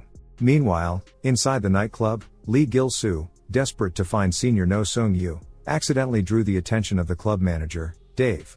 Dave immediately sent his men to surround him, and Lee Gil-soo had no choice but to take them all down in one go. To get information about No Sung-yu's whereabouts, he went after Dave himself. But to his surprise, Dave's reflexes were lightning fast. No matter how Lee Gil-soo attacked, Dave dodged with ease. Facing such a slippery opponent, Lee Gil-soo tried to corner him, but Dave used one of his lackeys' heads to block a punch and even took the chance to smash a bottle over Lee Gil-soo's arm. In an instant, Lee Gil-soo felt a sharp pain in his left eye. Glass shards had lodged themselves inside. Distracted, he was suddenly sent flying by a punch from Dave. After calming himself, Lee Gil-soo realized that his only option now was to use grappling techniques against this despicable man. He charged forward, grabbing hold of Dave's leg, thinking he could finally subdue him. But then, Lee Gil-soo's right arm suddenly went numb, losing all strength. Seeing this, Dave smirked triumphantly and effortlessly knocked Lee Gil-soo to the ground again. As Lee Gil-soo stared up in confusion, Dave raised his fist and proudly displayed a broken ring, revealing a hidden poison needle inside. At the same time, Park Yong-go was locked in a fierce struggle in the arena. The red-haired man, pumped full of illegal drugs, had become a terrifying brute, pinning Park to the floor and beating him mercilessly, giving him no chance to fight back. On the other side, Jin Do-il was also at a loss against his opponent. No matter how he attacked, the man seemed completely numb to pain. If anything, it was less endurance and more total insensitivity. Just as the man lunged with his mouth wide open, like a mutated zombie about to bite Jin Do-il, No Sung-yu, having just taken down Kim Do-yuk, arrived in the nick of time. He clamped one hand tightly around the man's throat, while with the other he hoisted up the red-haired guy who had attacked Park Yong-go. In the end, No Sung-yu personally dealt with both lackeys. A deafening cheer erupted in the arena at once. The host seized the moment and announced the start of the third round. But unexpectedly, before he could finish speaking, he was sent flying by a kick. The two fierce battles had already cost No Sung-yu too much time. He had to hurry back to take care of his brother. Facing the burly man trying to block his way, No Sung-yu knocked him out with a single punch, then warned the gamblers behind him. Anyone dissatisfied with the match being interrupted would end up like that guy just now. With that, he gathered Jin Do-il and Park Yong-go, ready to leave. Just then, Gwon Tyron suddenly appeared on the stage, threatening coldly, "Trying to quit on your first day after signing the contract? Don't forget you still have debts to pay." No Sung-yu immediately replied that he didn't want to stay signed, didn't care about the payment for those 2 matches, and would pay off the debt gradually through part-time work. Gwon Tyron stepped down from the stage, his tone icy as he said, "Sorry, the Party B can't terminate the contract without negotiating with Party A. If you won't comply, we'll have to settle this with force." As soon as he finished, he grabbed his fallen subordinate and hurled him fiercely at No Sung-yu. No Sung-yu blocked with both arms, furious that this guy would use his own men as weapons. He was about to throw the man back, only to find the space before him empty. By the time he realized what was happening, Gwon Tyron had already appeared behind him like a ghost, saying coldly, "You will never leave this arena." After that, he ordered his men to clear all the gamblers out of the nightclub. A crowd surged out from inside, leaving Eyebrow Bro, who had been waiting outside, utterly perplexed. Anxious to figure out what was going on, he pleaded with the bouncer to let him in, but the bouncer stubbornly refused. Knowing he couldn't wait any longer, Eyebrow Bro clenched his fists, preparing to force his way in. But before he could act, 2 security guards suddenly grabbed hold of him. The bouncer grinned wickedly, raising his fist to teach him a lesson. Just as the punch was about to land, Jang Chong appeared out of nowhere, catching the fist squarely in his hand. With a hard squeeze, he crushed the bouncer's hand. In just a few swift moves, he took out the 2 thugs who had pinned Eyebrow Bro. The reason Jang Chong was able to arrive in time was that half an hour earlier, Jang Mi had suddenly received a request from Lee Gil-soo, asking if she could help look after a child for a while. Worried something might happen, Jang Mi asked his older brother Jang Chong to come along. When they arrived at the farm, Jang Chong felt a vague sense of unease. From what he knew, No Sung-yu would never hand his brother Won over to someone else so easily. Sure enough, after bursting into the house, Won tearfully complained that his brothers were all busy, they had promised to return but still hadn't come back. Hearing this, Jang Chong immediately hugged Won to comfort him, and at the same time noticed a Begzan Group business card lying by the bed. His heart tightened, and he told his sister to stay and look after Won. Then rushed to the nightclub using the address on the card. After taking care of most of the security, Jang Chong was just about to storm the lair. What he didn't know was that at that very moment, Lee Gil-soo was being beaten up by Dave inside the club. Because his right hand had been injected with anesthetic, he couldn't fight back at all, only take Dave's savage blows. Dave grabbed him by the hair and demanded to know why he was there. Lee Gil-soo no longer concealed his intentions, he said outright that he was here to find Senior No Sung-yu. Dave let out a cold laugh after hearing this, saying the guy was probably at the arena by now, already beaten to a pulp and unrecognizable. Hearing this, Lee Gil-soo was furious. He swung his fist, wanting to ask for the location of the arena, but with his right hand crippled, he lost his balance and was instead knocked down by a punch from Dave. Then Dave casually grabbed a bottle of red wine. In this world, what he hated most was naive ideals of justice. For him, life had always been survival of the fittest, and he was willing to abandon anything to reach his goals. Without hesitation, Dave smashed the bottle over Lee Gil-soo's head. Lee Gil-soo collapsed instantly, left with only faint, shallow breaths. At that moment, a sudden ringtone sounded. Dave answered his phone and learned there was trouble at the arena. Lee Gil-soo struggled to raise his head, wondering if Senior had started fighting. He heard Dave say he was heading over as well. Lee Gil-soo's heart filled with anxiety. Gritting his teeth, he swore he couldn't let anything happen to his senior. He had to find a way to stop all of this.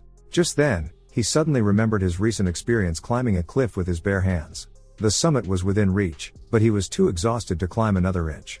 At the crucial moment, a hand grabbed him and pulled him up. When he saw it was Senior No Sung-yu, he thought he was saved. But unexpectedly, the next second, his senior suddenly let go, sending him tumbling down the 100-meter cliff. On the brink of death, he somehow unleashed a tremendous strength, clinging desperately to a protruding rock, and managed to save his own life. Only then did his senior reveal a rare smile, reminding him to never forget the feeling of this moment, the potential unleashed when a person stands at the edge of life and death. As long as there's even a sliver of strength left, no matter the situation, you can still turn the tables, and never give up until the very last moment. Thinking of this, Lee Gil-soo suddenly lunged at the departing Dave, coiling around him like a python, using his one good arm to lock the bastard's throat in a chokehold. Even as he was beaten to the brink of unconsciousness, he summoned every ounce of strength to protect those who mattered. No matter what, he could not let this bastard hurt anyone. Dave was completely caught off guard. Even after being wounded so badly, Lee Gil-soo could still muster such power. But Dave wasn't one to surrender easily. He tried to grab another bottle to strike back. Yet Lee Gil-soo gave him no chance, choking him until foam frothed from his mouth. Meanwhile, in the arena, Senior No Sung-yu, whom Lee Gil-soo desperately wanted to protect, had already been beaten within an inch of his life by Gwon-taeran. Gwon-taeran even pulled out a large jar of pills, intending to force them all down No Sung-yu's throat, to turn him into a slave of the Baeksan group. At that critical moment, the doors of the arena were blasted open by a powerful force. Jang Chong leapt down from the high platform. Today, he would show the Baeksan group what price they'd pay for messing with people from Yukmun-gwan. With that, Jang Chong charged in first.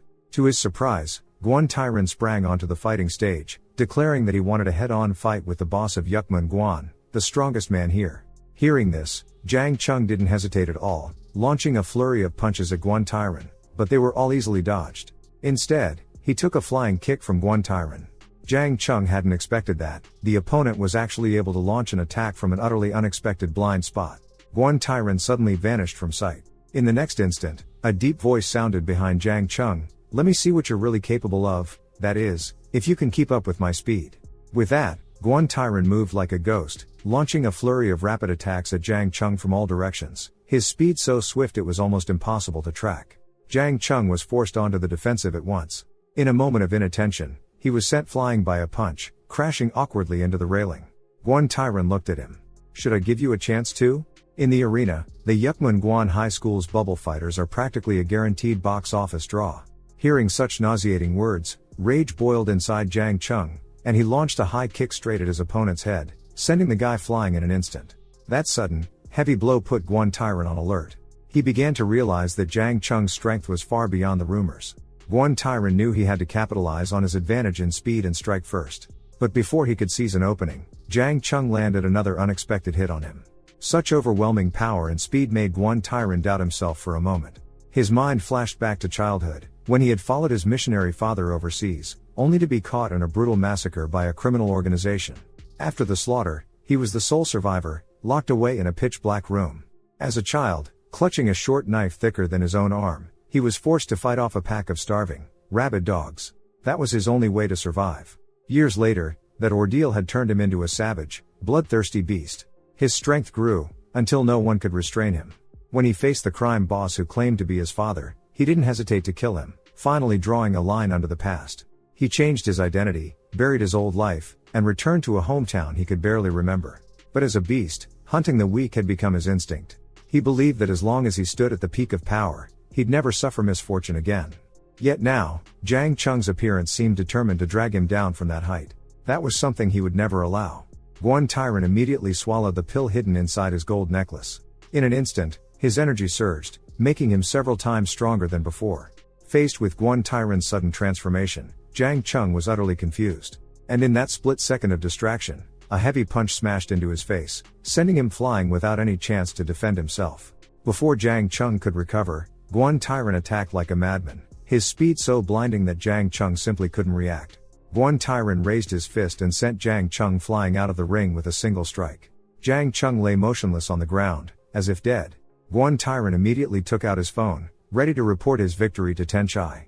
Just then, a voice suddenly sounded behind him. Jang Chong, who had been lying on the ground, was somehow back on his feet. "We're not done yet. Now things get interesting. Is that all you've got? Unleash another 100 moves if you like, but I'll show you what real Yukmun-gwan strength looks like." Meanwhile, Lee Gil-soo had defeated Dave. Seeing blood all over the nightclub, he assumed that his senior had fought a fierce battle. Worried, he wanted to rush over and help them immediately. But now, his body was covered in wounds, and even walking was a struggle. Just as he was at a loss for what to do, Eyebrow Bro suddenly shouted and ran over, telling him not to worry. Senior Jang had already arrived. Those nightclub staff lying on the ground had all been dealt with by Senior Jang. Hearing this, Lee Gil-soo finally breathed a sigh of relief and got ready to go with Eyebrow Bro to find Senior Jang. But right at that moment, a few more stragglers from the nightclub popped up. Seeing this, Eyebrow Bro stepped forward without hesitation. He told Lee Gil-soo to rest for now, he would take care of these guys. Since they were both students from the Yukmun-gwan, he naturally had to play his part to the end. As Eyebrow Bro entered combat mode, the second round between Jang Chong and Gwon-taeran in the arena officially began. After several exchanges, Jang Chong realized that Gwon-taeran was a textbook high-speed boxer. Someone like that, while still within a bearable range of strength, was extremely hard to catch with grappling techniques. If you weren't careful, you'd end up getting a harsh beating from him. Seeing Jang Chong turned into his personal punching bag, Gwon-taeran's confidence soared to its peak. He had once dominated the whole school, standing at the pinnacle of power. But he quickly realized there was still something he lacked: money. In this society where you can't move an inch without cash, he had no choice but to start hustling. But before long, he got taught a lesson by a gang. Just when he thought he'd be trampled underfoot forever, someone appeared out of nowhere and saved him. That person showed him what a truly powerful organization looked like. Not only did they have strength in numbers, but they could also amass huge fortunes in special ways. At that person's invitation, he felt like he'd finally found his place and decisively joined the Baeksan group. So, in Gwon Tyron's eyes, the once arrogant Yukmun Gwon could never be a match for the Baeksan group. Watching Jang Chong get knocked down by him yet again, Gwon Tyron urged him to just give up. Dragging this out would only make things worse. Jang Chong wiped the blood from his face, gave a broad grin, and then tore open his own shirt. After taking so many punches, he finally came up with a solution: give up on sight and rely solely on his senses to track the opponent's speed.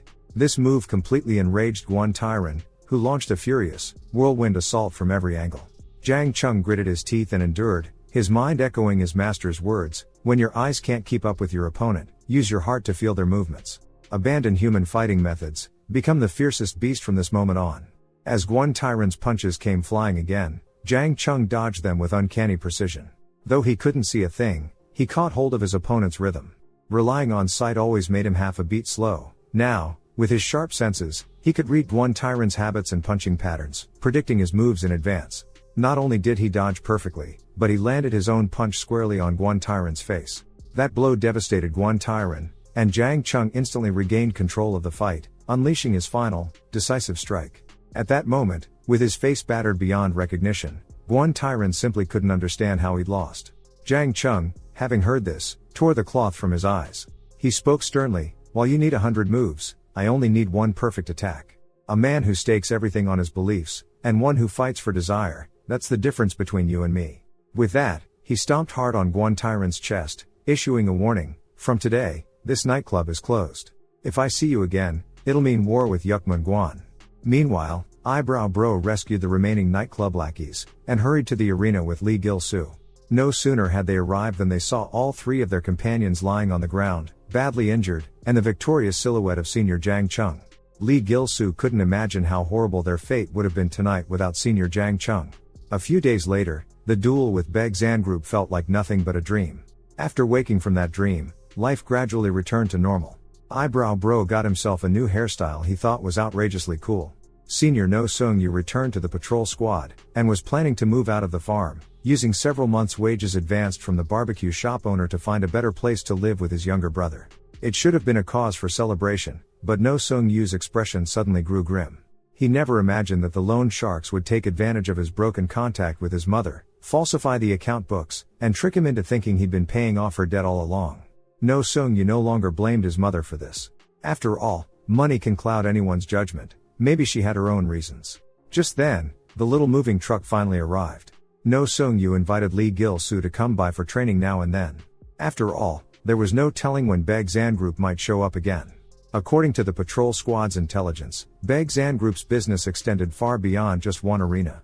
And that was the truth. With the nightclub out of commission, Gwon Tyron, hoping for a comeback, took advantage of a cadre meeting at Baeksan Group's headquarters to conspire with Dave to secretly move some of the hidden medicines, planning to sell them for cash.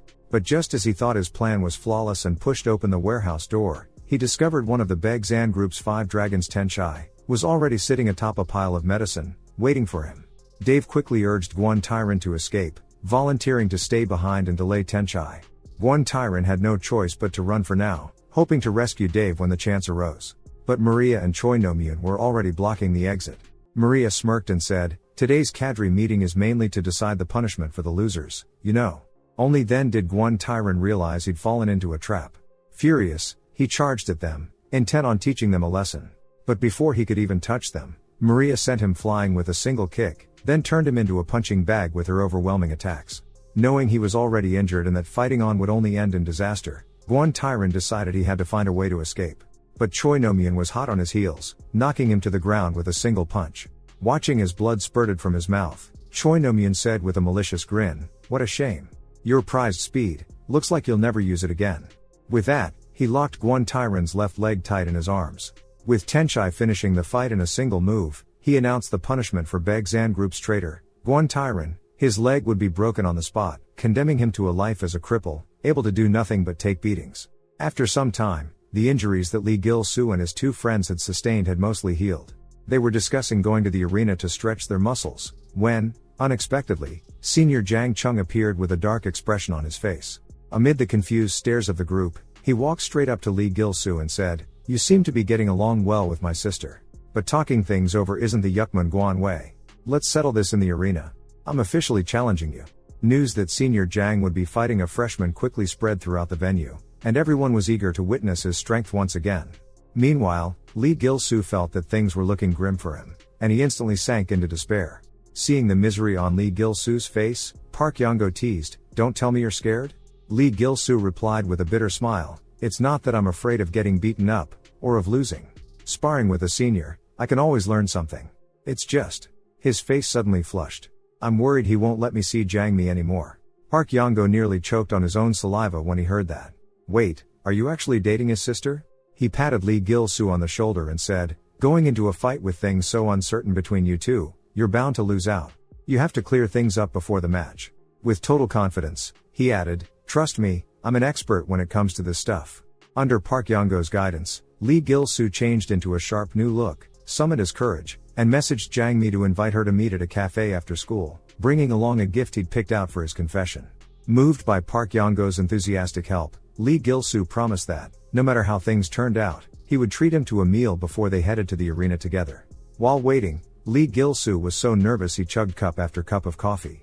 When Jang Mi finally arrived, he opened his mouth awkwardly, fumbling around in the corner of the sofa before suddenly lifting the gift he'd prepared, and stammered, "I just thought of you on my way here, so, this is for you." Only after saying it did he realize how incoherent he sounded. To his surprise, Jang Mi was delighted when she saw the gift. "Gil-soo, how did you know I like piccolo?" Then, she took a gift out of her backpack and handed it to Lee Gil-soo, smiling brightly as she said, "You've been getting involved with some dangerous people lately, and I've been a little worried. This is like a talisman for me, I hope it can keep you safe." Lee Gil-soo accepted the gift in disbelief, his heart pounding. Could it be that Jang Mi liked him too? The thought made him blurt out, "Jang Mi, what's your ideal type?" But then, Lee Gil-soo suddenly received a piece of news he could hardly accept. Jang Mi's ideal was someone strong, just like her brother. It was the complete opposite of Senior Jang. In an instant, Lee Gil-soo realized he really wasn't her type. He shot to his feet, his face darkening. Saying he had something to take care of, he told Jang Mi he'd contact her later. Watching Lee Gil-soo dejectedly holding onto a utility pole, Park Yong-go looked puzzled. "So you didn't even confess? You just ran off?" Hearing this, Lee Gil-soo suddenly perked up and explained, "I want to earn Senior's approval first, become a steadfast man, and then stand by Jang Mi's side." But just as the words left his mouth, something unexpected happened. A gang of riders suddenly appeared, brazenly launching a robbery, and of all things, they snatched away the gift Jang Mi had just given to Lee Gil-soo. Lee Gil-soo was so furious he nearly exploded, ready to chase after them and take the gift back. At that moment, Park Yong-go grabbed his shoulder, brimming with confidence. "Don't worry, with me, the strongest rider, here, I guarantee I'll stop them for you." With that, Park Yong-go led Lee Gil-soo to lie in wait along the biker's only escape route. He sprang out in an instant, swinging a club and sending one of the riders flying. Before the rest of the gang could react, Lee Gil-soo had already lunged forward, grabbing the red-haired thug who took the gift. With a threatening glare, he growled, "If you don't want to die, hand it over right now." But to his surprise, the red-haired thug suddenly revved his motorcycle, flinging Lee Gil-soo off in a split second. Seeing the red-haired thug about to escape, Lee Gil-soo desperately grabbed onto the back seat of the motorcycle. The next second, the bike backfired loudly, forcing the red-haired thug to jump off to save himself. Noticing how recklessly Lee Gil-soo was fighting over such a small item, the thug smirked, held up the gift bag, and without hesitation tossed it into the river. "You want it so badly? Go get it yourself." The gift plunged into the water, and Lee Gil-soo was scared out of his wits. Not caring about anything else, he leapt off the bridge after the gift. Meanwhile, inside the fighting arena, all the classmates had gathered, anxiously waiting with Jang Chong for Lee Gil-soo to show up. Eyebrow Bro blamed himself, saying it was all his fault. He never should have let Lee Gil-soo go see Jang Mi alone with Park Yong-go, and who knew what happened after the confession.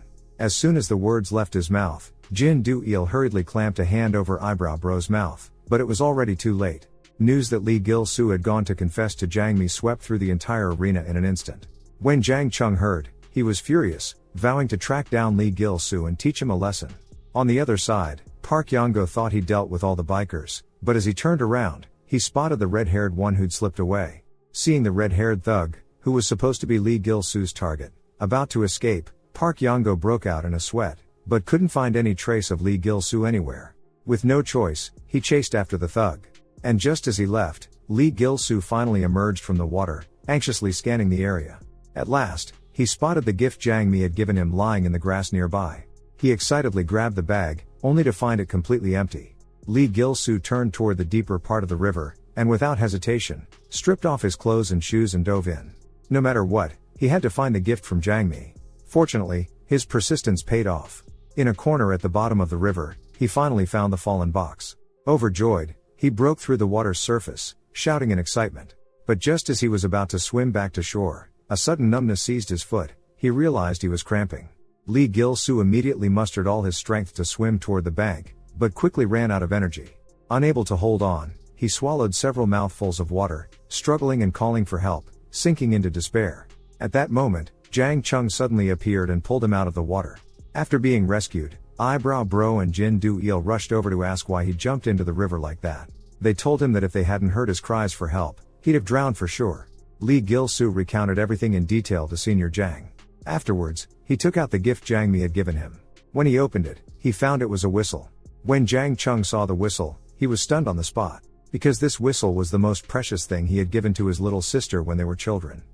The boss of the Delinquent Academy was teaching a timid boy how to fight. To his surprise, this boy had gotten quite close to his little sister. When the boy pulled out the whistle his sister had given him, Jang Chong froze on the spot. As it turned out, when they were children, his sister Jang Mi was often teased by classmates for not having a father. Back then, Jang Chong had given her that whistle, telling her that if she ever ran into trouble, she should blow it, and he would show up right away to drive off anyone who dared bully her. But now, Jang Chong never would have guessed that his sister had passed this protective charm on to some kid. What was even more outrageous was that this kid, right in front of him, openly declared he wanted to date his sister. Jang Chong listened in silence, then turned and walked away without a word. After all, he couldn't control who his sister liked. Still, he shot the boy a cold warning. "You'd better behave. I'll be watching you." Lee Gil-soo was both shocked and overjoyed, wondering if this meant the upperclassman had just given his blessing. Elsewhere, in order to catch the red-haired guy who had robbed Lee Gil-soo, Park Yong-go climbed onto his motorcycle for the first time in ages and began to chase after the redhead. But just as they neared the railroad tracks, the redhead crashed straight through the barrier, escaping by a hair's breadth as the train thundered past. It wasn't long before the redhead ended up on his knees, begging desperately for mercy. He stammered that he'd already stolen plenty of things today and had done everything he was told. But before he could finish, several men pinned him to the ground. Guok Shinchul, a senior member of the Baeksan Society's Choinomian Brotherhood, turned around and said, "If you want to blame someone, blame your useless boss at Jinsang High. That's how a nobody like you ended up as a stepping stone for our brotherhood's rise. Now, the Choinomian Brotherhood has already taken Jinsang High, and the only turf left in Jennong is Yukmun Guan. To unify Jennong, the Baeksan boss, Tenchai, gave the order. No matter what, Yukmun Guan must be destroyed in 3 days, and they were to bring back the head of their boss, Jang Chong." The next day, completely unaware of what was going on, Lee Gil-soo and Jang Mi were happily chatting away, each thinking about seeing the other again, unable to hide their goofy grins. Just then, Eyebrow Bro suddenly appeared, smirking as he reminded Lee Gil-soo that it was time to return a favor. After all, Lee Gil-soo only got to know Jang Mi because Eyebrow Bro had played matchmaker for them. Now it was Lee Gil-soo's turn to help him pursue Jang Mi's best friend, Ga. Hearing this, Lee Gil-soo immediately jumped up, leaving Eyebrow Bro behind as he dashed toward the neighboring classroom. If it hadn't been for Park Yong-go's help yesterday, he never would have gotten back the gift Jang Mi gave him. He was just about to thank Park Yong-go, but a classmate told him that Park Yong-go hadn't come to school today. Lee Gil-soo grew worried, and after school, he searched everywhere for Park Yong-go's whereabouts. Strangely, it was as if Park Yong-go had vanished into thin air, calls went unanswered, and none of his usual hangouts turned up a trace. Park Yong-go's mysterious disappearance made Lee Gil-soo increasingly anxious. He even started to wonder if something bad had happened. At that moment, Lee Gil-soo lowered his head thoughtfully, looking at the ground. There, 2 deep, dark tire marks stood out starkly.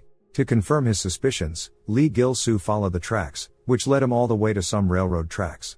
Opposite the broken guardrail, the tire marks clearly stretched off into the distance. He followed the trail and finally arrived at a place called Brothers Auto Salvage Yard. But at the entrance, 2 burly men were standing guard. Sneaking inside wouldn't be easy. Just then, a truck pulled up, and Lee Gil-soo, thinking quickly, slipped inside under the cover of the truck, quietly making his way into the salvage yard. In a corner, he spotted the very motorcycle the thug had ridden yesterday. But before he could get a closer look, 2 more muscle-bound men emerged from the warehouse next to the bike. One of them sneered, "Looks like this time the prey delivered itself, some blonde kid with Japanese tattoos." Hearing this, Lee Gil-soo's heart pounded, so Park Yong-go really was here. Without hesitation, he darted forward, sending one man flying with a punch, then locked his arms around the other's waist, and slammed him hard against the warehouse door. Now, he had to find Park Yong-go before anyone else discovered what was going on. However, as soon as Lee Gil-soo pushed open the warehouse door, a strong stench of blood hit him in the face. He could just make out a figure still chained up in the corner. When Lee Gil-soo saw the person's face clearly, he was utterly shocked. The battered man was none other than Hwang Hyuk-jin, the boss of Jinsang.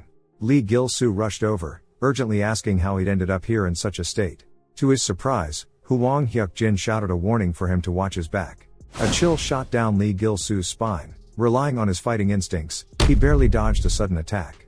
But before he could even catch his breath, the attacker seized him by the throat. Just as his skull was about to be smashed in, Lee Gil-soo desperately grabbed a wooden handle, and, in the nick of time, swung it hard at his assailant. He thought that would be enough to drive the bald man back, but the guy just grabbed an iron rod, and, without a word, charged forward again. The two clashed fiercely, blow for blow. Within a few exchanges, Lee Gil-soo took a hard hit to the chin. The man tossed aside his weapon, taunting, "Bare-knuckle fighting is way more fun." Lee Gil-soo gritted his teeth in fury, but he couldn't get a single hit in, forced to retreat again and again. Finally, a heavy punch sent him crashing to the ground. Guok Shinchul watched with a cruel grin, hefting a massive sledgehammer, ready to savor this hunt. Just as the hammer came crashing down, Hwang Hyuk-jin suddenly broke free, throwing out a hand to block the blow.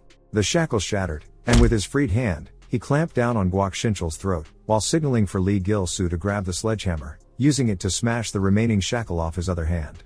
Next, Hwang Hyuk-jin shoved Guok Shinchul aside, and together with Lee Gil-soo, they bolted out of that nightmarish cage. But by now, the rest of the Brotherhood had been alerted, and were closing in fast from all directions. Seeing this, Lee Gil-soo clenched his jaw, ready to fight to the end. But Hwang Hyuk-jin vaulted onto the motorcycle, yelling for him to get on. Standing their ground would only get them killed. So, relying on the bike's speed, they tore through the crowd, heading straight for a towering wall of stacked up junked cars, and with one daring leap, they soared over it, breaking through to a sliver of hope.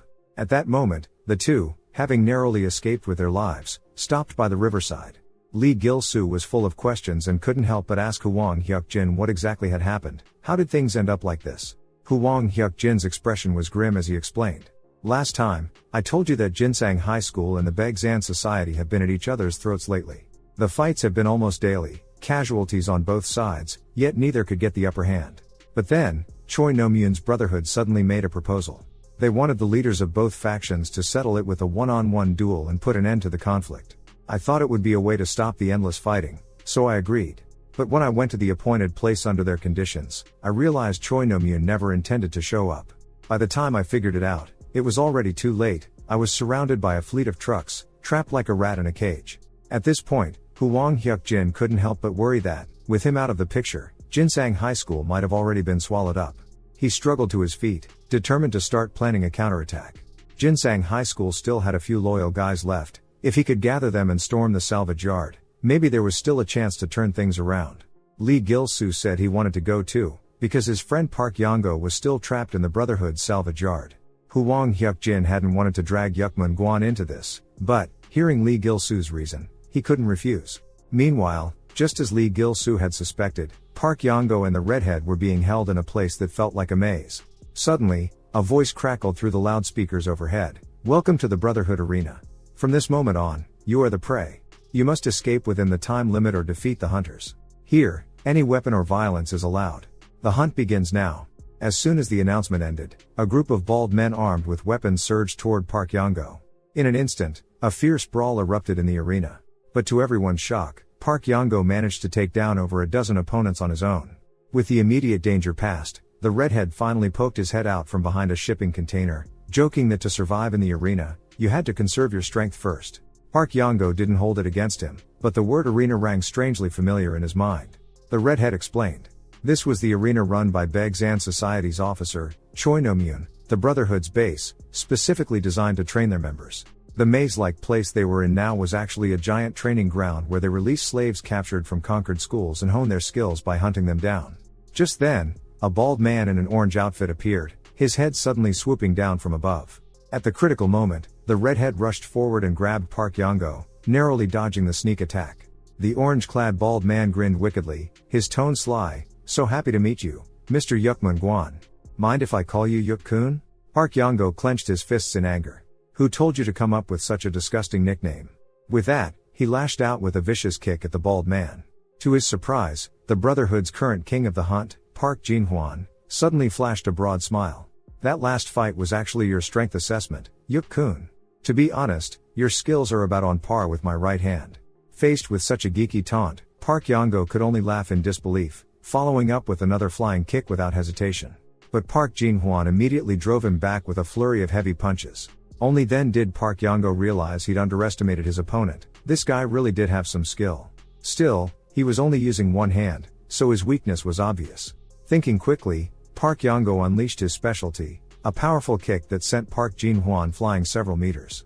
The sheer force of it made the redhead, watching from the sidelines, shout out in awe. That was insane. Park Yango himself was confident he'd already won. But to his astonishment, Park Jin-hwan got back up after the punishing blow. And when Park Yango went in for another flying kick, Park Jin-hwan not only blocked it but caught his leg with his bare hand. In an instant, Park Jin-hwan's overwhelming strength forced Park Yango into a desperate retreat. At last, he seized Park Yango by the throat, locking him in a deadly grip. Yuk-kun, my strength test never fails. And if there's ever an error, I can just make you weaker, right now. The next day, Lee Gil-soo returned to the abandoned construction site where he'd first faced off against Hwang Hyuk-jin. Since Hwang Hyuk-jin had asked him to come alone, Lee Gil-soo hadn't told anyone else from Yukmun Guan. Seeing Hwang Hyuk-jin sitting alone on a bench, Lee Gil-soo couldn't help but ask, "Where are the Jinsang High School guys?" Hwang Hyuk-jin replied helplessly that he couldn't get in touch with them. The Brotherhood had taken his phone when they kidnapped him. Lee Gil-soo was on the verge of losing it. Was it really going to be just the two of them charging the Brotherhood's base? Just then, a motorcycle screeched to a halt behind them. Hwang Hyuk-jin's underling, Sankil, came running over in tears, throwing himself onto Hwang Hyuk-jin and babbling, "Boss, I missed you so much." Then he blinked in confusion. "Boss, what are you doing here? I just woke up and was heading to the meeting point." Now Hwang Hyuk-jin was confused too. "What do you mean? I haven't told anyone to assemble yet." Sankil quickly pulled out his phone. Sure enough, there was a group message from Hwang Hyuk-jin calling everyone together. At that moment, over a dozen Jinsang High School guys had already gathered at a Brotherhood warehouse as instructed. None of them suspected a thing. They were just waiting for Hwang Hyuk-jin to show up so they could take down the Brotherhood together. But when the warehouse door slid open, it was the Brotherhood boys who walked in. Only then did everyone realize they'd walked right into a trap. Guok Shinchul stood at the center of the Brotherhood group.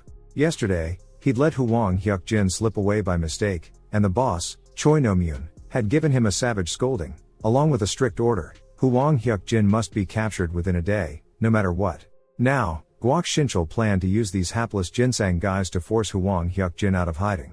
With the Brotherhood at his back, he beat every last Jinsang student into the ground.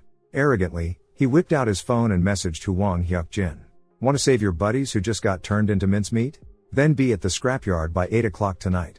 Hearing this, Hwang Hyuk-jin was consumed by rage. He smashed his phone to pieces, ready to face the Brotherhood alone. Sankil tried to hold him back. "You can't just rush in like this, it's too dangerous." But Hwang Hyuk-jin couldn't care less.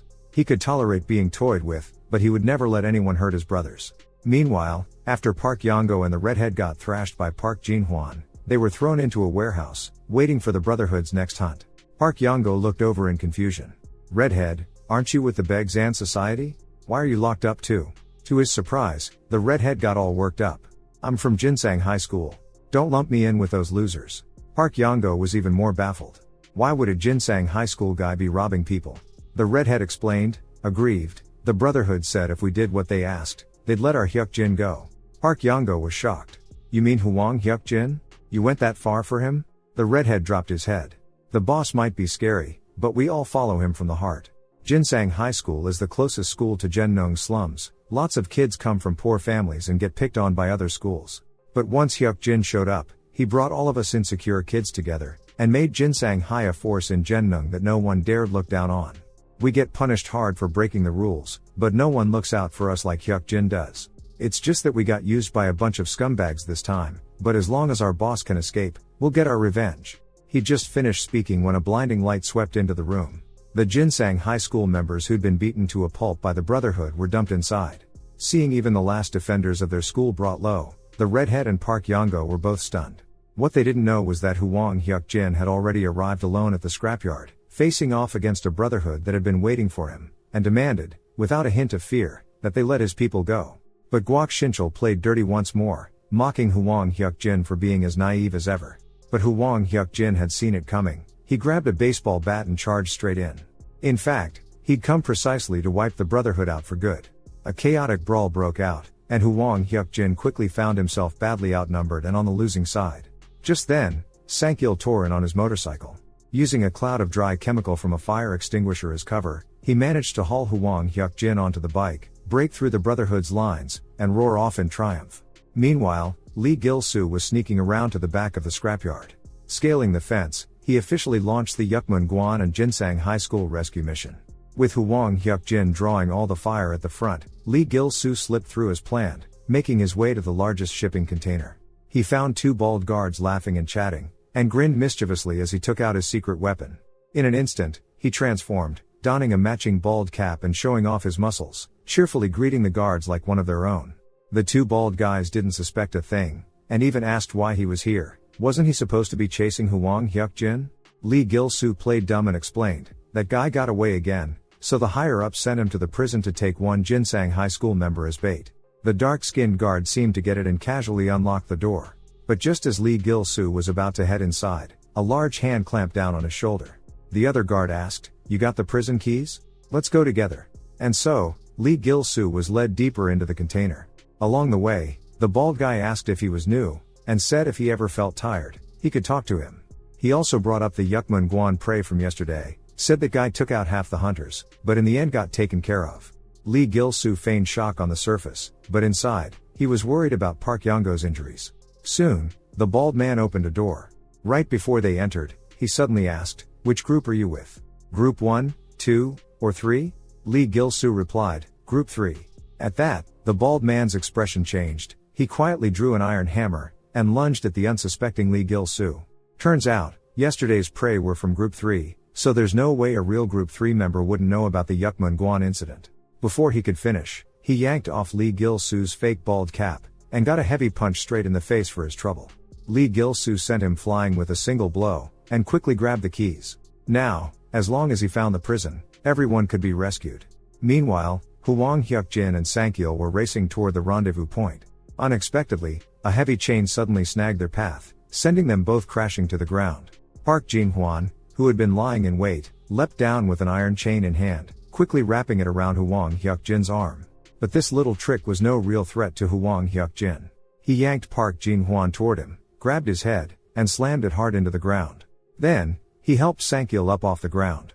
Hwang Hyuk Jin admitted that he might not be the most reliable boss, but no matter what, today he was going to end this fight once and for all. When they arrived at the meeting spot, they found that Lee Gil-soo was nowhere to be seen. Worse still, Guok Shinchul swaggered over with the Brotherhood at his back, while Park Jin-hwan blocked their only escape route from behind. At Guok Shinchul's command, dozens of weapon-wielding, bald-headed thugs instantly surrounded Hwang Hyuk Jin and Sankil. Facing such an overwhelming force, Hwang Hyuk Jin was momentarily at a loss. Just then, a car came crashing down from above, followed by several construction vehicles roaring in from the distance.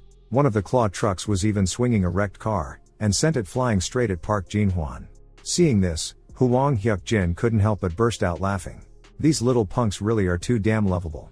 As he spoke, Lee Gil-soo leapt down from another vehicle, leading a group of Jinsang High School brothers into the fray. With all his comrades at his side, Hwang Hyuk Jin, as their boss, was the first to declare war on the enemy. As the battle erupted in chaos, the momentum of Jinsang High School soared higher than ever. Moments ago, they'd been beaten nearly to death, but with their boss by their side, everyone suddenly became fearless and ferocious. As the fight reached a fever pitch, a purple-haired boy came running over in a panic, telling Hwang Hyuk-jin that 2 of his brothers had been taken away by the Brotherhood boss. The news sent a surge of anxiety through Hwang Hyuk-jin's heart.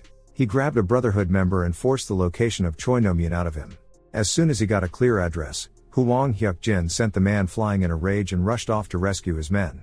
He never noticed the chain silently snaking up behind him, which in an instant coiled tightly around his right leg. Caught off guard by Park Jin-hwan's cheap shot, Hwang Hyuk-jin found himself unable to fight back. Just as he was about to be taken down, Park Yongo suddenly appeared, stomping down and snapping the chain, buying Hwang Hyuk-jin precious time. He stayed behind to face the troublesome Park Jin-hwan himself. Seeing this, Hwang Hyuk-jin quickly broke free, and, to stabilize the situation, asked Lee Gil-soo to temporarily lead Jinsang High School in battle. But at that moment, the murderous Kwok Shinchul appeared, declaring that he would make sure Hwang Hyuk-jin and Lee Gil-soo never walked out alive. In the heat of the moment, Lee Gil-soo stepped forward to confront Kwok Shinchul, buying time for Hwang Hyuk-jin to save his brothers. But to his shock, Kwok Shinchul was even stronger than expected. In both speed and power, he completely overwhelmed Lee Gil-soo. Within moments, Lee Gil-soo was battered and collapsed to the ground. Looking down at his fallen prey, Kwok Shinchul smirked with satisfaction. That look in your eyes, it's all too familiar. You've been bullied before, haven't you? You learned to fight, hoping to cover up those years of getting pushed around, but you can't fool my eyes. Wanna know how I spotted it? It turned out, Kwok Shinchul had always known he was different. Normal people found fun in studying and making friends, but to him, those things were nothing but empty and meaningless. Not until he accidentally discovered the thrill of violence did life finally become interesting. Only when inflicting pain on others did he feel truly alive. From then on, Kwok Shinchul began to pick out suitable prey, turning them into his playthings. Now, with the Brotherhood, he didn't even have to waste time hunting for victims. He finished, then raised his foot and slammed it hard into Lee Gil-soo's body. But unexpectedly, a hand suddenly blocked his kick. Lee Gil-soo wiped the blood from the corner of his mouth, and calmly admitted that he used to get beaten every day until he wished he were dead. But it was those bullies who taught him how important it was to protect himself. No sooner had he finished than Lee Gil-soo lunged at Kwok Shinchul, wrapping him up and flipping him upside down. He roared, "You know what my greatest pleasure has been since coming to Yukmun-gwan? Smashing self-righteous scum like you." But just as he finished speaking, a massive hand clamped down on Lee Gil-soo's face, slamming his head into the ground. A storm of punches rained down on him. Watching his prey, nearly unable to move, Kwok Shinchul mercilessly flung Lee Gil-soo aside. He knew exactly how to deal with people like Lee Gil-soo. A few years ago, he'd met someone just like this. Someone who was nothing, yet fiercely proud and always tried to help the weak. So Kwok Shinchul made that person live in hell every day. But in the end, that guy tried to fight back, one last stand, driven by pride. Kwok Shinchul made him show up naked in front of the whole school. In that moment, all the fear in his eyes disappeared, replaced by emptiness. Afterward, he left a suicide note and jumped to his death. But Kwok Shinchul got the note first, and destroyed it. So, for edge dwellers like Lee Gil-soo who don't know when to quit, the ending should be the same. With a chilling crack, Kwok Shinchul snapped Lee Gil-soo's right arm. The agony and humiliation brought tears streaming down Lee Gil-soo's face. Bullied, devoured by despair, numb with pain until only darkness remained, this feeling was all too familiar to Lee Gil-soo. So this time, he couldn't let himself give up. Even as Kwok Shinchul kept kicking him, Lee Gil-soo stubbornly grabbed his dislocated right arm with his left hand, and, gritting his teeth through the agony, popped the bone back into place with a sharp crack. Then, he swung his fist in a sudden, powerful blow, smashing it into Kwok Shinchul. Today, he was going to return every ounce of the fear Kwok Shinchul had ever given to others. Meanwhile, Park Yongo was still locked in a fierce battle with Park Jin-hwan. To knock the iron chain out of his opponent's hands, Park Yongo wielded 2 hammers high above his head. The moment Park Jin-hwan lashed out with the chain, Park Yongo blocked it with one hammer and used the other to smash the chain into the ground, successfully disarming Park Jin-hwan of his only weapon. But it wasn't over yet. Park Yongo was still struck by Park Jin-hwan's bare fists. At that moment, Park Yongo realized that to win, he'd need to use that move. He recalled that during Senior No Sung Woo's special training, he'd been warned. His attack patterns were too predictable, making him vulnerable to strong opponents. He needed to practice more unconventional, irregular techniques. With that in mind, Park Yongo decisively raised his right leg, and just as Park Jin-hwan let his guard down, he altered his attack trajectory, landing a precise blow to his opponent's head. It was the Brazilian kick, his secret weapon for dealing with tough enemies. Meanwhile, on the other side, Choi No-myun was at Jinsang High School. He had already tortured 2 members within an inch of their lives. To prolong his twisted pleasure, Choi No-myun grinned darkly and took out a bottle of pills, intending to force them all down their throats. At that critical moment, the door was suddenly kicked open with tremendous force. Hwang Hyuk-jin had finally tracked them down. Seeing his men being abused, he flew into a rage, hoisting the 300-pound Choi No-myun aside and swearing vengeance for his brothers. "I'm going to kill this bastard myself." In truth, Hwang Hyuk-jin hadn't always cared so deeply about his subordinates. But for those marginalized by society, even the smallest act of mutual aid could become a precious lifeline. Back in the day, a gang of demolition thugs broke into his home, using every cruel trick to force them out. The brothers of Jinsang High School fought the demolition crew for days and nights on his behalf, and in the end, through sheer desperation, managed to drive them away. From that moment, Hwang Hyuk-jin realized these people were his true family. He would never let anyone bully his family. But Choi No-myun was a powerhouse, quickly breaking free and hurling Hwang Hyuk-jin aside. At the same time, Lee Gil-soo was still battling Kwak Shin-chul. To Kwak Shin-chul's surprise, even after resetting his own shoulder, Lee Gil-soo could still throw punches, and the more he fought, the fiercer he became. This only made Kwak Shin-chul's urge to dominate him burn hotter. He pinned Lee Gil-soo to the ground, eager to see that look of defeat in his eyes. But instead, he found Lee Gil-soo's gaze still burning with defiance. That look instantly dredged up memories of a terrifying past. After entering high school, Kwak Shin-chul had crushed the entire school, becoming untouchable. But soon, a new transfer arrived, a kid fresh out of juvie. His first impression of Choi No-myun was simple: dangerous. Kwak Shin-chul was instantly on guard, sensing this newcomer might threaten his rule. He set a trap, hoping to destroy Choi No-myun for good. But to his shock, Choi No-myun single-handedly took down everyone who attacked him. Those beast-like eyes, immune to pain, made Kwak Shin-chul feel fear for the first time in his life. Now, staring into Lee Gil-soo's eyes, that fear returned. Driven by rage, Kwak Shin-chul launched a frenzied assault on Lee Gil-soo. But this final struggle was futile. The moment fear crept into his heart, his defeat was already sealed. Lee Gil-soo had once stared into the deepest abyss of despair. To turn his fate around, he had thrown himself into relentless, daily training.